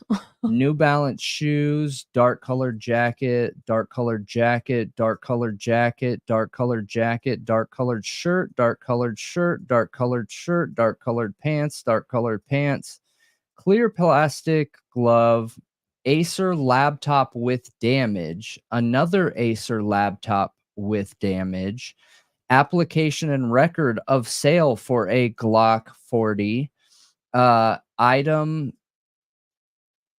in reference to that, note in desk, criminal psychology book, documents in university notebook, XL Columbia Navy fleece, Amon's drawing, ID cards left inside glove, inside box, various criminology book, notes and license card, dark colored hats, plural, black gloves.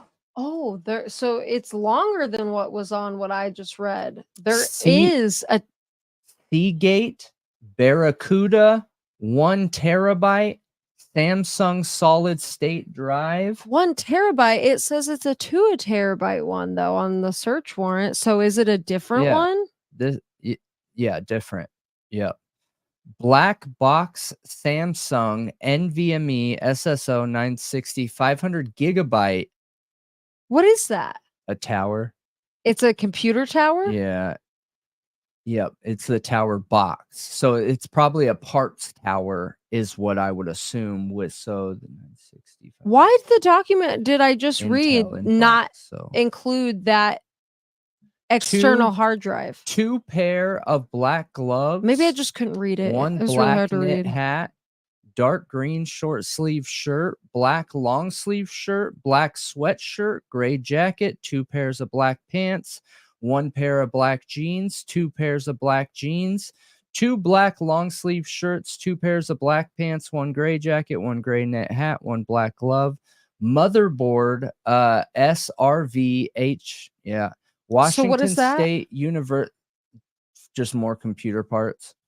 What makes it function? Okay. Note from Bryan from Montana. What?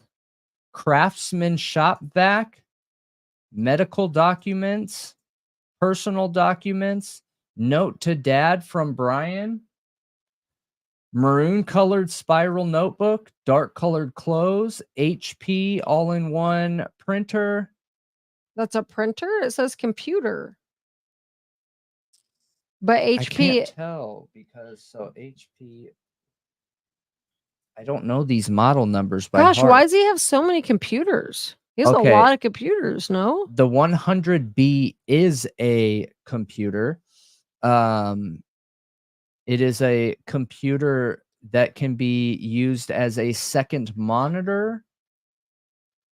Oh, Maroon colored spiral notebook. Okay, so Lenovo IdeaPad laptop, tangent model medallion desktop, dark clothes in laundry basket, Taylor cutlery knife with leather sheath, swab 1, swab 2, swab 3, swab 4, 2 pairs of dark colored boots, 1 pair of brown boots. Interesting, right? asterisks denote illegible or unclear text because that thing Handwriting. was super hard to read, you guys. Yeah. It was terrible. But that's really interesting to learn that there was a Seagate external hard drive listed. I don't know why I'm not seeing it on there. I'm not 100% sure. It's really weird. Yeah. Again, maybe it's just because I can't read it because it's literally that bad. Yeah. Anyone who wears dark colors is guilty, you guys. Duh. Everybody knows that. Yeah. Oh, here it is. Seagate. And it does say 1 terabyte. For sure it says 1 terabyte. Samsung solid state drive. Yep. But So if it's 1 terabyte, that means there's a separate hard drive. Then whose hard drive were they getting a search warrant for from the forensic lab? dude, it's not Bryan Kohberger's. Otherwise, they wouldn't need a search warrant. What if it's just the forensic labs? What? They still don't need a search warrant. Not for anything related to Bryan Kohberger. Yeah. So if the forensic lab had taken, some of Bryan Kohberger's data and put it on a hard drive, then they shouldn't need a search They warrant to don't. get their own. They already had a search warrant for anything applying to Bryan Kohberger, anything personal, and anything possibly be related to this crime. I still don't totally get it. It's not his. It's Yeah, not but Bryan even if it's not Kohberger's. his, why can't they just get a search warrant for whoever's it is? Why are they getting a search warrant for the lab? Because it has to do with the Bryan Kohberger case. Duh. Yeah, so They got search warrants for the victims and okay, other people. let's say I commit a crime, okay, and I hurt someone really bad and they're investigating me. And we had talked before. They cannot go to you and say, give me your electronics because you've sent emails with him. That is illegal. It is yours. And you're not associated with the crime. They have to get a search warrant for your stuff, Yeah. for my data. So that's clearly what it is. You're asking the question why they can't just go in there and get it. Because it's not Bryan Kohberger. I know, but they would get a search warrant for the individual that it No, they belongs wouldn't. to, not for a lab. No, because it's in possession of the lab. The lab is in possession of that item.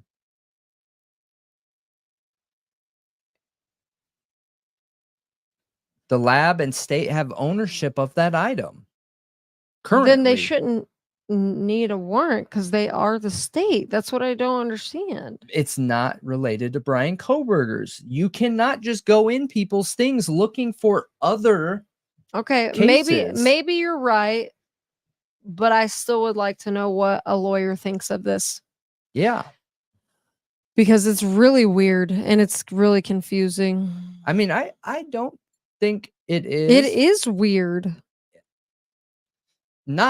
I don't think so anymore. Now that I understand what is going on, I've had a second to think it through. I don't think it's that weird.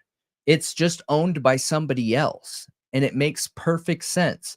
Just because it is in law enforcement possession does not give them the right to search for anything they want in there. Why do you Okay. think a search warrant has to give the location and the items it's searching for? That when you get issued a search warrant, they don't just say, hey, you can search for and take anything you want in this home. We read what a search warrant was required earlier. I know. I don't need the definition of a search warrant. I know what that is. My issue is it just doesn't make sense to me getting it for their own lab. That's always been my question. Their own lab. To me, it makes sense because it's not Bryan Kohberger's. Hmm. There is no other option. Like, there is no other route than to do this if Bryan Kohberger doesn't own it. Yeah, because you're saying if it was all his phone data on a hard drive, they wouldn't need a search warrant. No, at all, if it was because his hard drive. or if it was his phone data that they No. put on a hard drive, No. Nope. then they do need a search warrant. Yes, they need a search warrant. Even though they had a warrant for his phone data and they put it on a hard drive. So you're saying the hard drive is owned by the Moscow police? Yeah. Then no, they don't need that. And the lab put Bryan Kohberger's data on Yeah. it that they already had a search warrant for. Yeah, they don't. Then they It's don't all about need the a search ownership of the item. The item. The item is the Seagate. Yeah. Okay. So if the lab owns that Seagate, then there is no search warrant needed. They already have a search warrant for Bryan Kohberger's data. If the lab does not own that Seagate, there has to be a search warrant. If Bryan Kohberger doesn't own that Seagate, there has to be a search warrant. But here's the problem. If the lab doesn't own the search warrant, then how would the The search Seagate? or yeah. Well, no, I guess that makes sense. Because they are in possession of it, even if they don't own it. Yeah, okay. I see what you're saying. Okay. Yeah. But It's just I don't know. It's weird to me, but yeah. Well, I understand it. And for me it makes sense. I don't know. I don't know. I have more questions. I'm not totally just satisfied with that because I'd also like to know what the Coeur d'Alene one was about. I mean, I have an inkling that it has to do with Kaylee because that's where her family lives. It makes me wonder if something was going on up there. Some kind of evidence was turned in or Yeah. you know, like, and they started going over it. Like, maybe the police took it to their lab and they started going over it. And then the Moscow police was like, hello, that's our investigation. Give it to us. You know, like, what was going on there? Maybe I'm not sure. But since there is a search warrant there, it is an item that is not Bryan Kohberger's and not owned by by law enforcement. So at least we know that it is owned by somebody else. Whatever it is owned by somebody else. Interesting. Like a jailhouse snitch that gets around clearly to multiple different law enforcement. Can you see, like, is there a place you can go to see who was incarcerated at certain times? Like the inmate roster for a certain date? I mean, that is public record, but that's like a lot of cross-referencing. So it'd be really hard to figure that out. You would have to go based off arrest dates and locations. Yeah.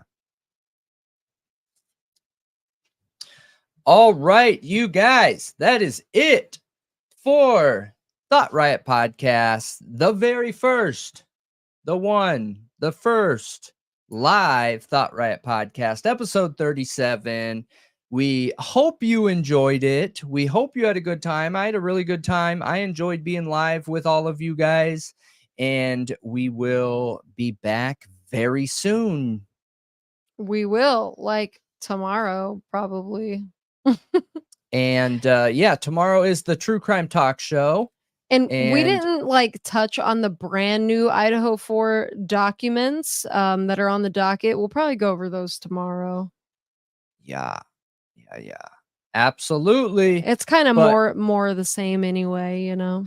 Remember to hit that like button, leave a comment under the video as soon as we're not live. It will let you do that. And you can find us on every major podcast platform by searching at Thought Riot Podcast or /Thought Riot Podcast. And, hit that notification, hit that subscription, share it with your family, share it with your friends, and help us grow and get to a position we can do it more full time. We also have some really cool features coming up. So just stay tuned and we will be back with you soon. Yes. Thank you, everyone, for being here for our first live on this show. And everybody have a great day or night wherever you are. And see you next time. See you next time. See you next time. Thought Riot out.